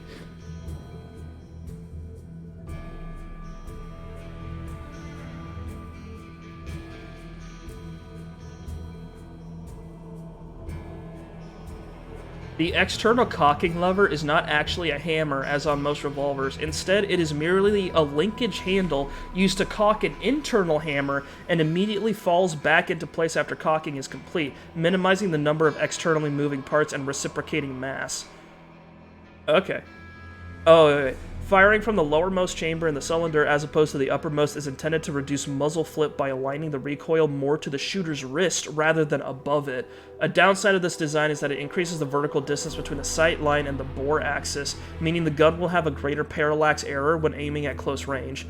Another distinctive feature is that the cross-section of a cylinder is hexagonal instead of circular. This is intended to narrow the weapon's profile in concealed carry applications. Okay, so because the barrel's lower, the force that comes out, that the gun projects when you shoot it, is closer to the middle of your wrist rather than like above your hand. You know what I mean? So it's pushing against your forearm rather than going up because that's how your wrist reacts to like it being pushed from the top. You know what I mean? So, like, if it's lower, that's, like, less recoil. The problem is that means the sight and the barrel are further away from each other. So, like, when you aim at someone, the bullet's coming out lower compared to where the sight is than you would normally expect it to be. So, it's a trade-off. But if you're, like, right in front of a guy, it probably doesn't matter too much. Yeah, so that's why. There's always a reason why it looks dumb. Like, there's a reason for it. Like, the reason why bullpups were made, even though they look a little goofy, is because it's because you can sometimes... I think the idea I heard was that you can get more barrel. You can get more barrel out of a compact firearm by making it so that, like, the barrel doesn't... Because since the receiver's further back, and the barrel starts where the receiver ends, you can make a longer barrel that goes through, like, the inside part of the gun. It's kind of hard to explain, but basically, like, so the barrel goes inside of a gun, right? And it starts at the receiver, and the longer a barrel is, the more stable a bullet is when it comes out, so it's, like, more accurate. So when you put the receiver further back, the receiver has to be where the magazine is, right? So if you load the magazine into the back of the gun where the stock is, rather than in front, in the middle of the gun, that means you can start the barrel all the way in the back of the gun, which means you've got more space to just let the barrel go before, like, you hit the end. Because the reason why guns don't have super long barrels is obviously because of, like, space and weight and convenience. But if it's bullpup, you've got a little bit more, like, you got more, like, range to work with. Bullpup has a reason to exist, but it is funny to see things being put into a bullpup configuration for... Yeah, I don't know why you do that with a shotgun. I don't know. It's funny. I think it's really cool whenever you have a game that, like, takes advantage of that weird part of history and just gives you a bunch of goofy ass firearms that, like, work in unique ways. Like, that's one thing I really like about Hunt Showdown, and it's one thing I like about this game. Anyway, I think we've gone on this tangent long enough. Anyway, Cassandra found a small key and used it to unlock the commander's drawers. Got a standard issue gun and some ammunition, and found a truly interesting item in Army requisition form. It would almost certainly prove useful in the future. No one will miss it here. Sandra could hear the commander's steps in the corridor. She hastily closed everything and leapt back into her seat. The commander walked in, visibly upset. He explained Hardin had got into trouble playing dice, but that he would overlook it as his soldiers shouldn't have engaged in gambling in the first place. Still, he said, Cassandra and her crew should leave immediately and not return. Yeah, okay. Hardin's bruised countenance told the tale of his gambling adventure with the soldiers. As they left, he told her he had won some money, but more importantly, he'd acquired a pair of loaded dice. In Cassandra's skilled hands, any dice game would now be less of a gamble. Damn! Wish I had something... Oh no, it was a poker game, so it didn't matter. Anywho, you guys want to gamble a bit? Let's go to a dice game. Cassandra gave a discreet nod to Hardin, who loudly attracted the attention of a player sitting at another table. While all of the players' heads were turned, with a swift movement, Cassandra replaced the dice in her hand with a loaded pair. She easily won the round, earning 333 pesos. Very cool. That's an option if we ever need money somehow in the future. The coal mine operated day and night. With the constant excavation, dynamite was in frequent use and ample supply. Hardin suggested he steal some. Cassandra felt she might be able to persuade the miners to give her some. Let's try to convince them.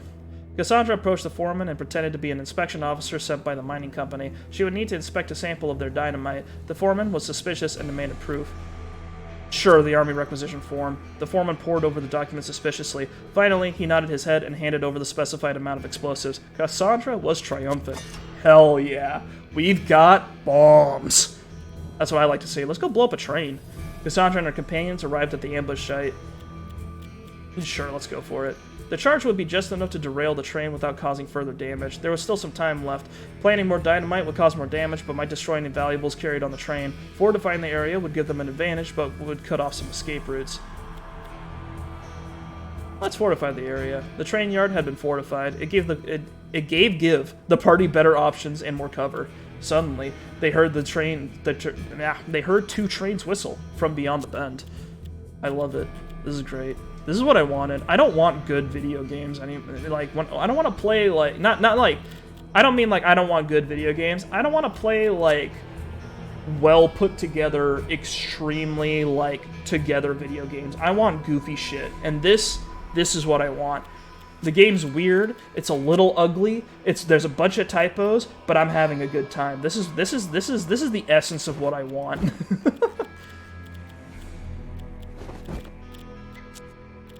God, I'm excited for tomorrow. Tomorrow's gonna be special.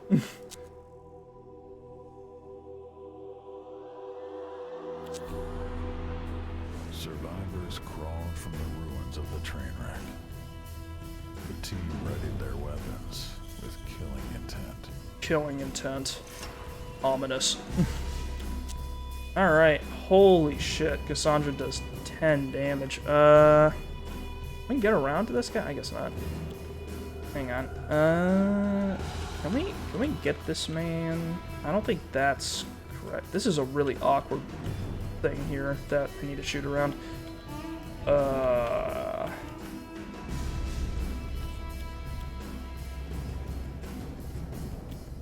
Alright, whatever. Let's just fucking obliterate this man. Oh my god.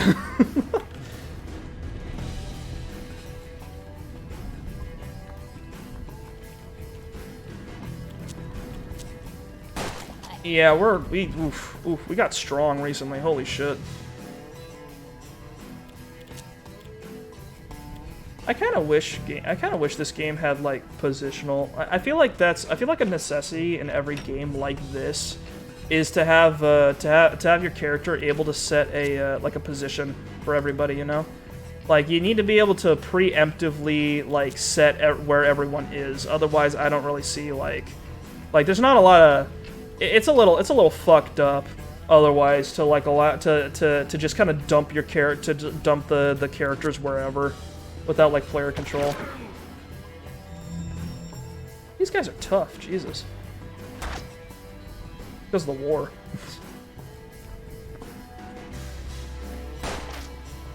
I'm doing good so far.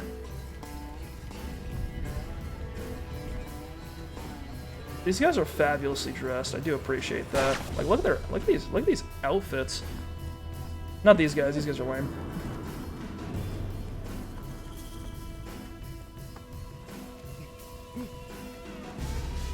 Dude, intimidated is nuts. These guys are taking cover and then getting scared and then moving out of cover because they're scared. It doesn't make sense.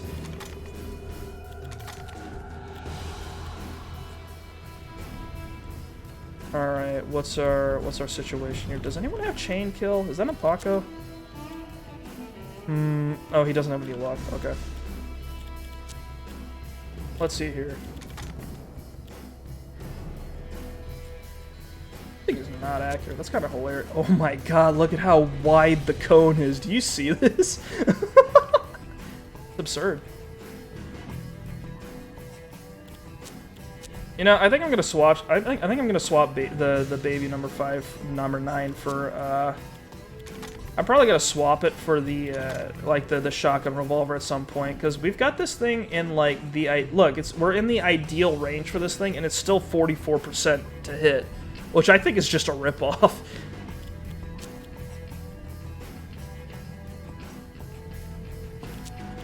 All right, give it a shot. And it does a lot of damage though.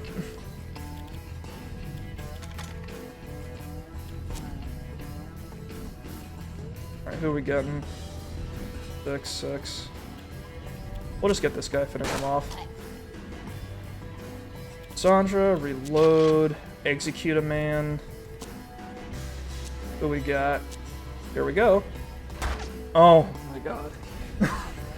No!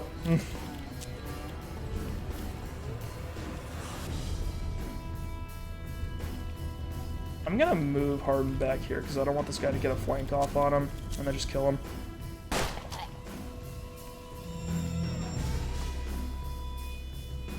Buck will be fine. He's okay. He's okay.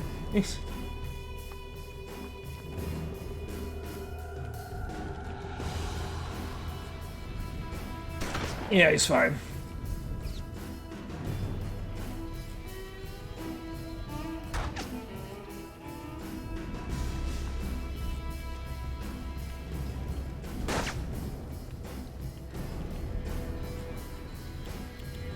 Okay, I want to see more games like this. If I could see more games in this style, that'd be beautiful.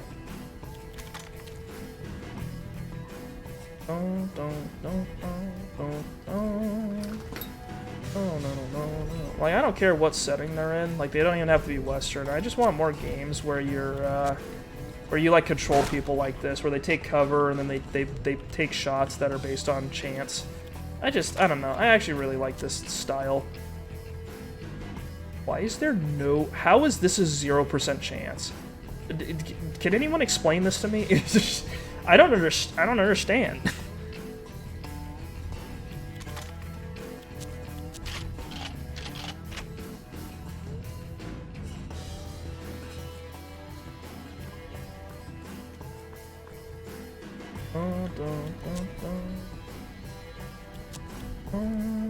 Ricochet. Bam.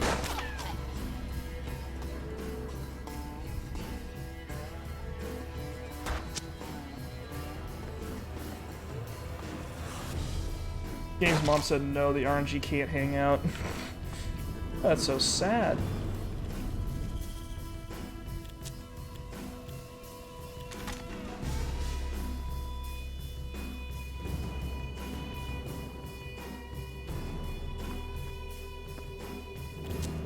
Oh boy, this man is about to not exist. Oh. Dude, imagine if all 9 of those barrels were loaded with buckshot. Holy shit. I don't think a human would be able to fire that, but I still find the idea funny.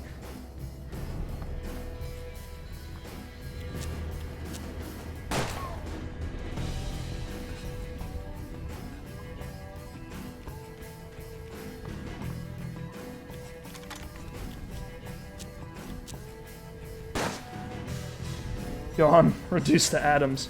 Vaporized.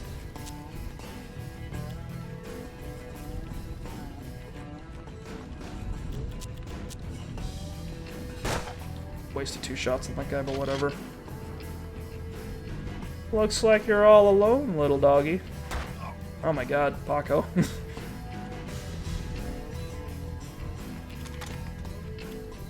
Can I land a shot on this guy from downtown? Do I? No, he can't. I can't even aim at the bell over there. I wish I could put Ricochet on multiple people. It's just too good of a. It's too good. I shadow kill that guy? Not enough luck.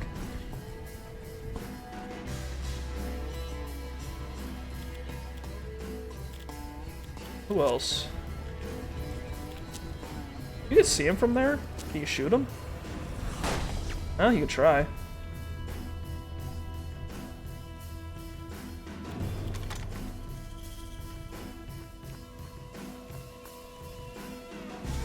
Alright, we're gonna use Paco's sheer girth to intimidate this man.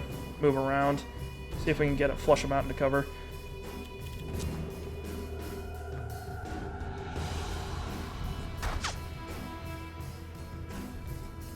Alright, buddy. Looks like you're in ricochet distance. Oh no. How are we looking? 60? Let's give it a shot. Yeah! The last mercenary was finally dispatched.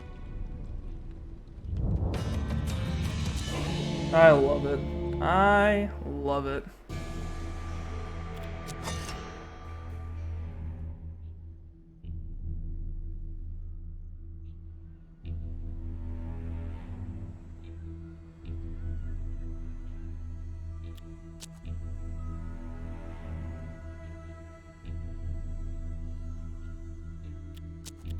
I saw the window disappear for a second there, so that's exciting.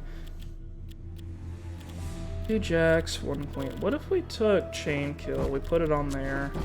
Ooh, full house. I like it. Paco, what do you have? What can we get you? 10 diamonds for equalization.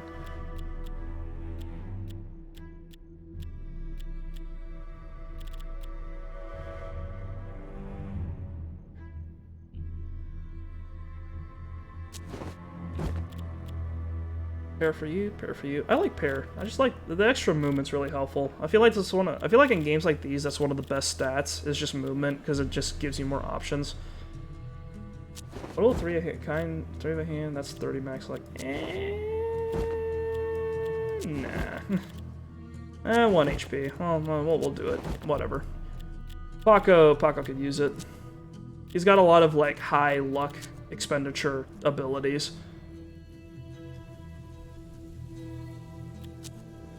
Okay, back to La Fortuna's.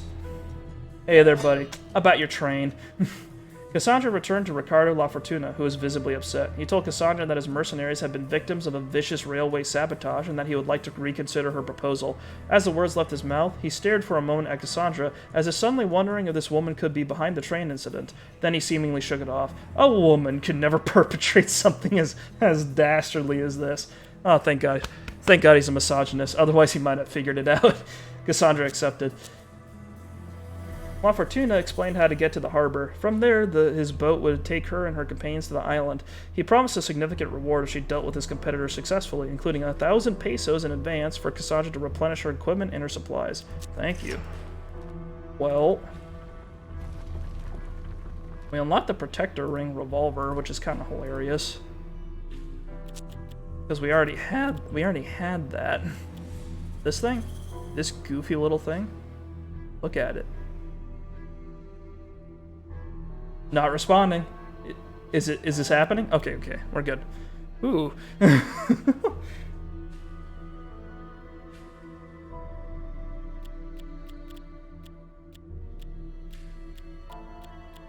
This game has a lot of weapons that overlap in weird ways. Like, you got the ivory flintlock pistol and the one-armed bandit, and they have almost the exact same stats. It's just the one-armed bandit's scarier. Thank fuck for morons, indeed. Okay.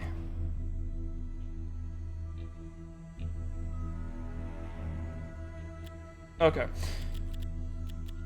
We've got a lot of stuff. We got meat, got healing stuff, got stuff. Give your meat a good old rub. Yeah, boy.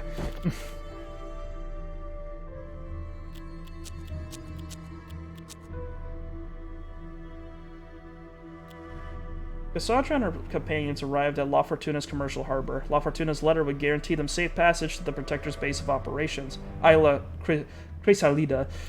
Cassandra presented the letter to the captain. The captain greeted Cassandra politely. He read her letter, then commandeered a small steamboat to take her and her crew to the Protector's island. They departed immediately. Immediatement. Ooh. During the sea voyage, Cassandra felt feeble and anxious, a feeling she attributed to the excitement of meeting the Protector. Finally, she could be rid of her curse of clairvoyance. Still, she was uneasy. She chased away these thoughts and did her best to enjoy the trip. Yeah, boy.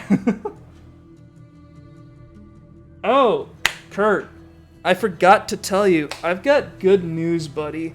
I doubled the allowance for emotes, so you can use a few more, I think. I think you can use up to like 12? I'm not sure though. But it's definitely double like what it used to be. So there's less fear now. just to give a heads up. Actually, I think it's 6. It's not 12. It's 6. It's 12. It's 12 capital letters, 6 emotes, I think is what it is.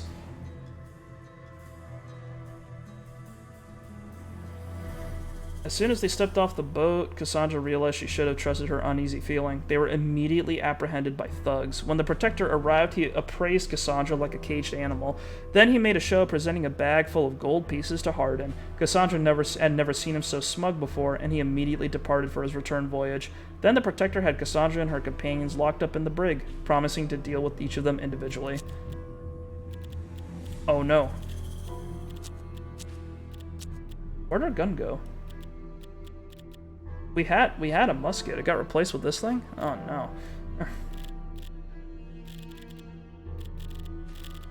Okay, well. We'll give her the pistol stuff.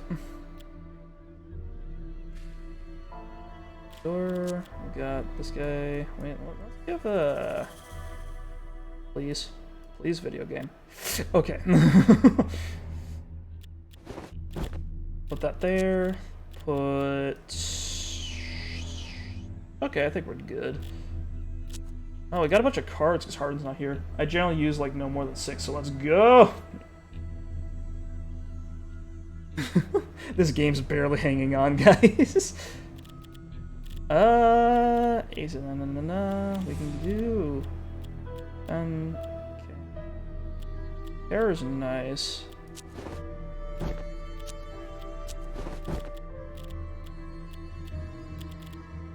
5 aim, 5 aim.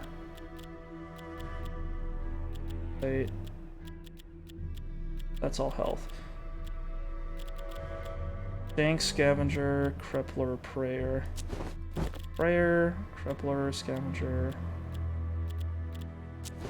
Maybe. Every hit you score, cripples the target. Full house. Paco's got a 3 of a kind. I don't think we can give him anything more special than that, so he'll just have to stick with the luck bonus. He's gonna be a little slow, but that's okay.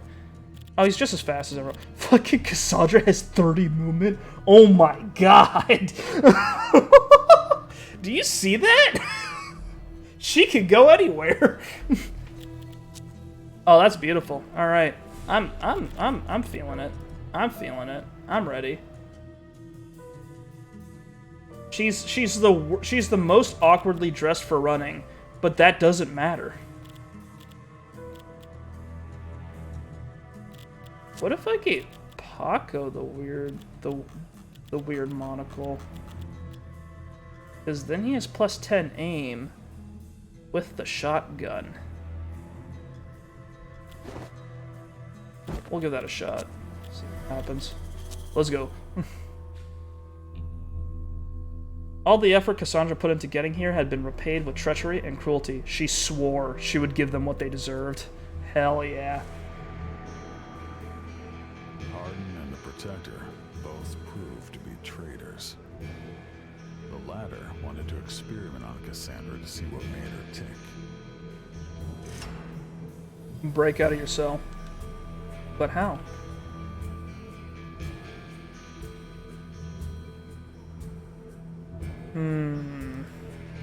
I can't just open the door.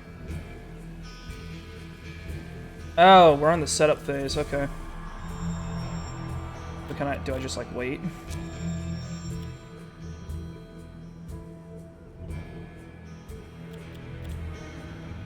Oh, hang on. Do I just like wait until he shows up? Well, that's not happening. What do I do here? The lock on her cell door. Oh, she could just pick the door. Okay. But the guards were on high alert. If they saw her loose, they would shoot to kill. Cassandra's companions were here as well. She could free them. Can this guy see me, like, at all? Is that even possible? I've got 4 heat.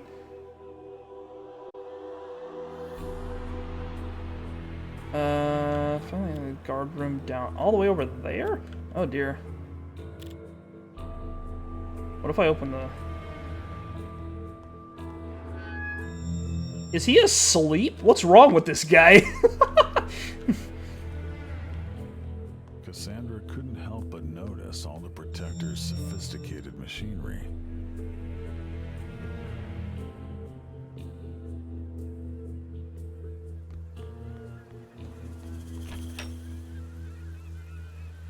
Okay.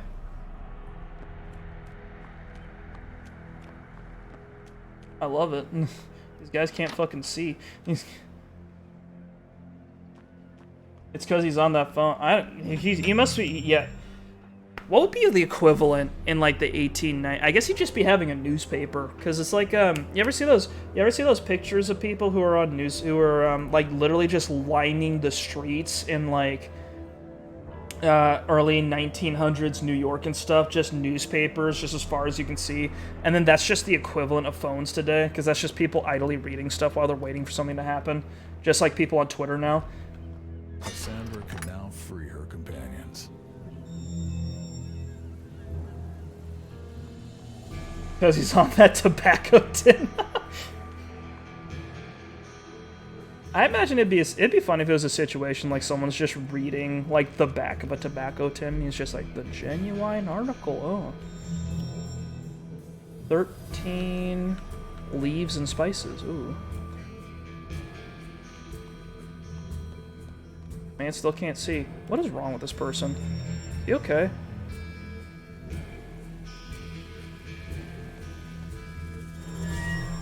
Our man is free. Alright, we've unleashed Paco upon the world. We're ready again.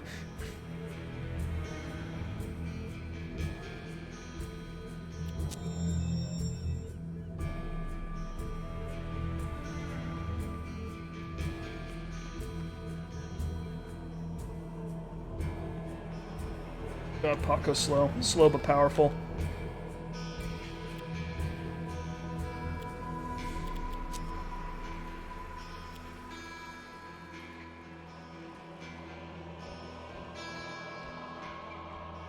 I think we'll get everyone all set up and then we're ready to go.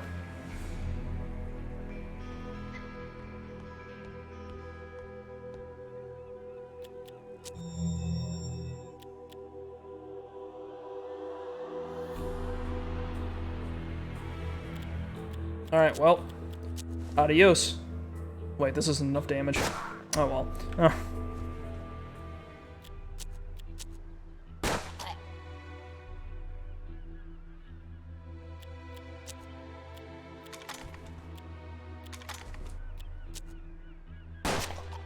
Good start. 2 dead.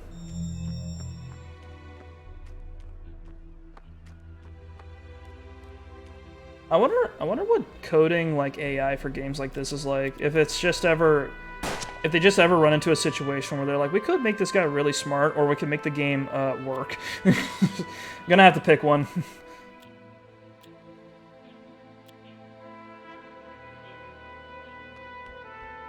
I feel like that probably happens a lot. Because coding seems like some kind of forbidden magic to me at times.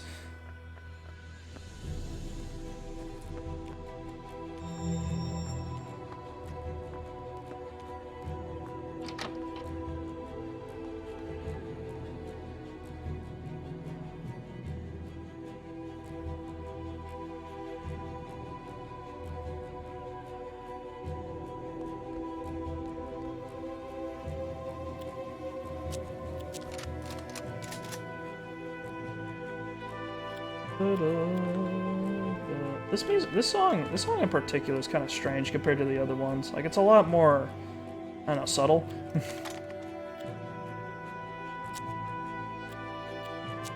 feel like it's almost inevitable that it becomes spaghetti code because it's all the different systems working together. Yeah, it takes like a certain elegance to make everything actually work.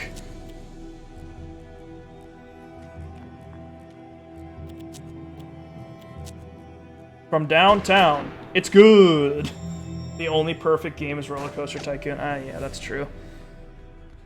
Disagree, actually. Only perfect game is Pong. Coding in the language of the computer itself with assembly.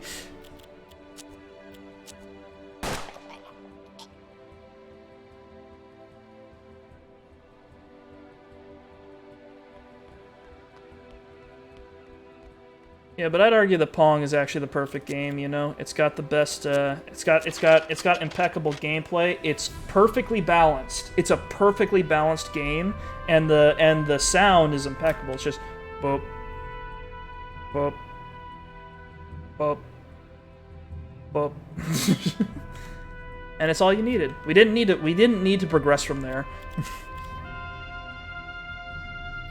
Let's pray. What have we gotten? Blessed Sight. I love it. Boy, I literally skeleton. Oh shit, praying's free? I love God. Hang on. We're just gonna end the turn.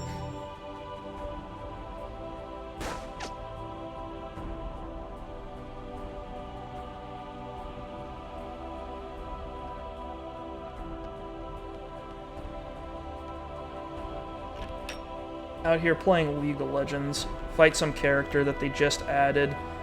Fight some character that they just added that has like 3 abilities that are actually 6 abilities that have like an entire dissertation written in like the effects. You know, this guy, he's got a dash that also turns into an empowered auto attack that stuns, and you know, you deal with this thing. Like you walk up, your character has 3 abilities, and then when you if you manage to play perfectly, you can do one thing for your team. Meanwhile, this guy's doing like backflip cartwheels all over the map, and then the second he hits you, you just immediately disintegrate. And then you're like, well, I don't understand. I don't understand how we could have gone here when we started so perfectly. It's all been downhill. All been downhill.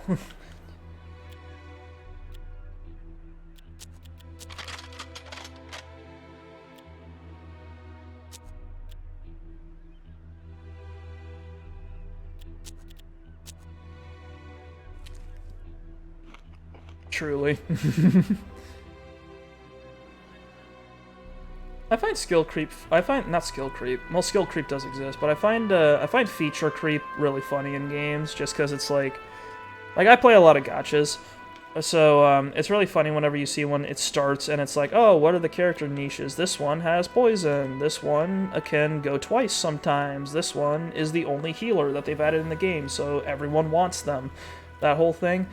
And then, if you tune into the game like a year and a half later, just everything is just multiplied. Everything's more conditional than it used to be. It's all gotten more complicated.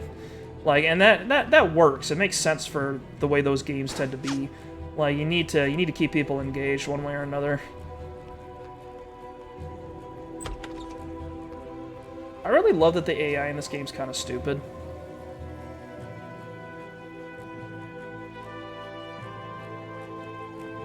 Just because sometimes you'll have a situation where it's like, oh, like this guy just kind of decided to run out of his cover and shoot you. Why? I don't know. People aren't very educated in this time period. Half of these guys probably can't even fucking read.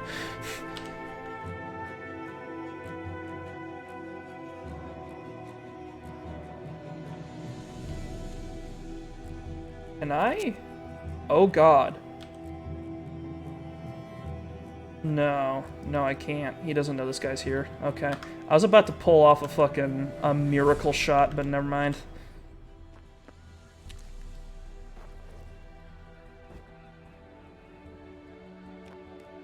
That would have been hilarious. I would have loved to see that. Just from downtown, bounces a sniper rifle shot off of a fucking tin bucket. These guys have no sense of self-preservation. They're just standing in the open. I love it. Dead? Literally in the same spot the other guy was.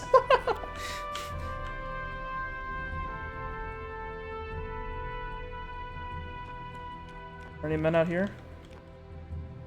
Show me your bullets. Paco can take them all. Simply that powerful.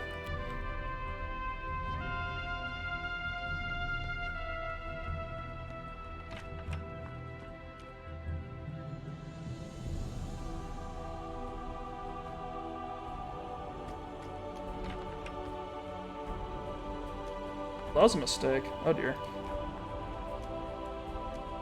Oh no. Oh god, oh fuck.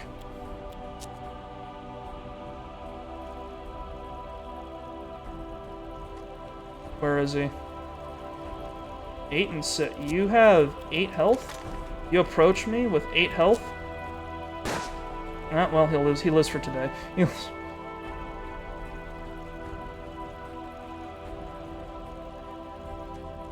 Oh no, my friend. Yeah, oh no, my friend. Get shot. Oh no, my friend.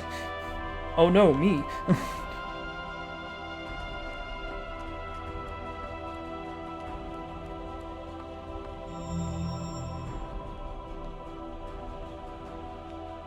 Everyone knows that the first thing you do when you get sniped is to immediately run into the area where the guy got shot at, right? That's how these things work. We're all smart people.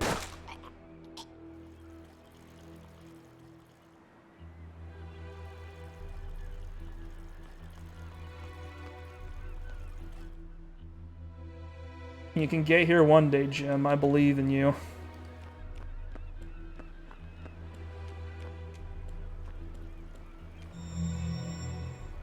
Prayers for Jim. He's running as fast as he can.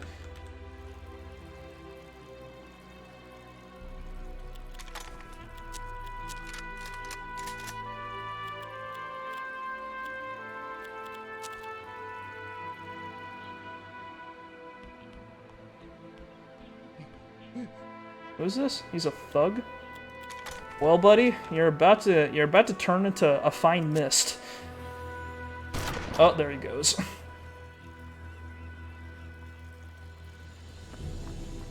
I fucking love that I can feel this game's budget. It's a beautiful thing. It feels honest. It feels real.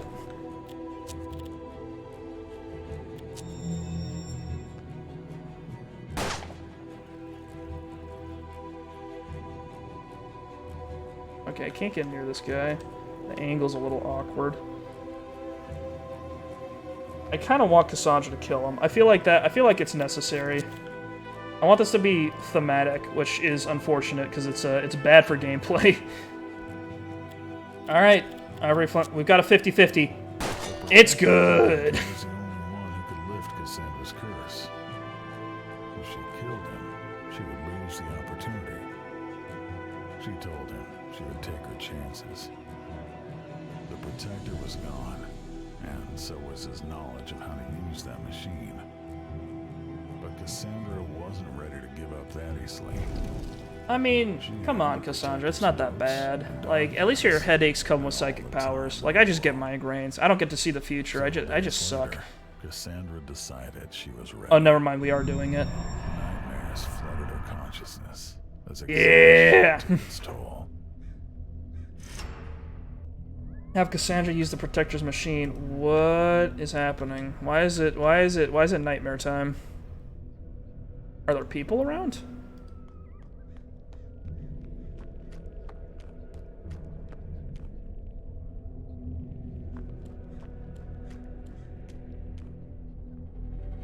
I don't see any enemies.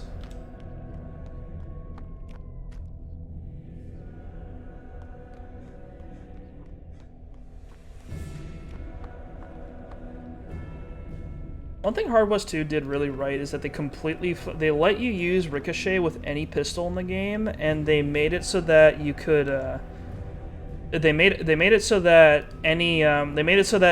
they just completely litter all of the areas with just shit you can bounce bullets off of, which I thought was a good call. This game's a lot more sparse with it, which is a shame because it's a really cool little thing that they figured out. Someone burped over there. Excuse me. Forbidden. What are demons doing here? The room contained not only machinery, but also the Protector's failed human experiments. You just made really shitty demons? Just for fun? Is that what this man did?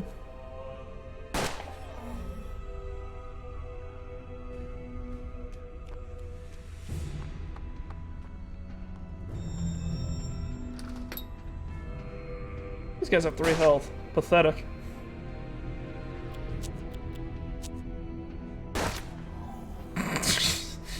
kind of funny.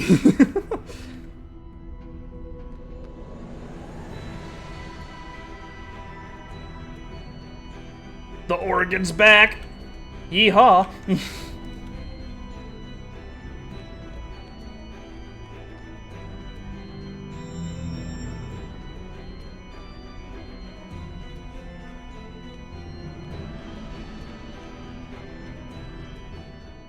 Hit it. Cassandra flipped the last lever and closed her eyes. Her brain just fucking explodes. I want to hear it. Ew. You fucking lobotomized herself? What was that? Are we cured?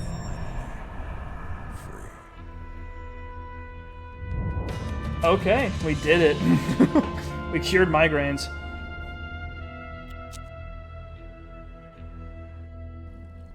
Beautiful. I wish it was that easy. Well, maybe not. I mean, I'm not sure if I'd want my brain drilled open. Okay. Yeah, that was something. Alright, that was 2 hours. We will come back with this. We'll come back to this game next week. I think I'll find something new to play on Friday, and we'll have this game stay as our Saturday game. We've got 2 campaigns left. We've done pretty much this whole chunk of the timeline. We found gold and sacrificed men to the Mayan gods, which are still around, I guess. Yeah, medical operation of some kind. We've got we got beset upon by cannibals on the Oregon Trail and got swindled by oil people. We did science. We did religion. We really did religion. We cured migraines. We did medical science, and now we've got we also got vengeance. And now we've got up ahead. We're going to do corpses, I guess. So you might remember our dad who was just way back in, who was like our original man, Warren's dad, who just doesn't have a name. He's just father. And he apparently he's still alive. He's still doing things after he and Warren kind of split ways. So while Warren was becoming undead and doing a lot of horrible shit out in the West, Father was just horrifically grieving. So Father wandered the land, haunted by the curse he'd brought on the family, and became the solitary Undertaker. When his new home comes under attack, though, he must face his demons once and for all. I really like Father. I like his whole character arc in this game, and I'm excited for the next campaign. So I hope you guys look forward to that. We'll do that next week. We'll be playing as Papa Bear, and we'll see how that goes. But for right now, I'm gonna leave you guys. Tomorrow we are playing Yakuza Like a Dragon. I wouldn't expect too much from that stream. I don't know how long it's gonna be, but that game's introduction takes fucking forever. And it is a JRPG. It is a full JRPG. So that game has its introduction takes a while because it needs to lay out the story, and JRPGs always need to like hold your hand through like every single individual gameplay mechanic that they have, so the tutorial takes fucking forever. So it's gonna be a slow start, but we will be starting it tomorrow, so I hope you guys look forward to that. With that said, we're all done. We're all gonna be done here. So I will see you guys maybe tomorrow or maybe some other time, and I hope you all have a fabulous weekend. Thank you very much for watching.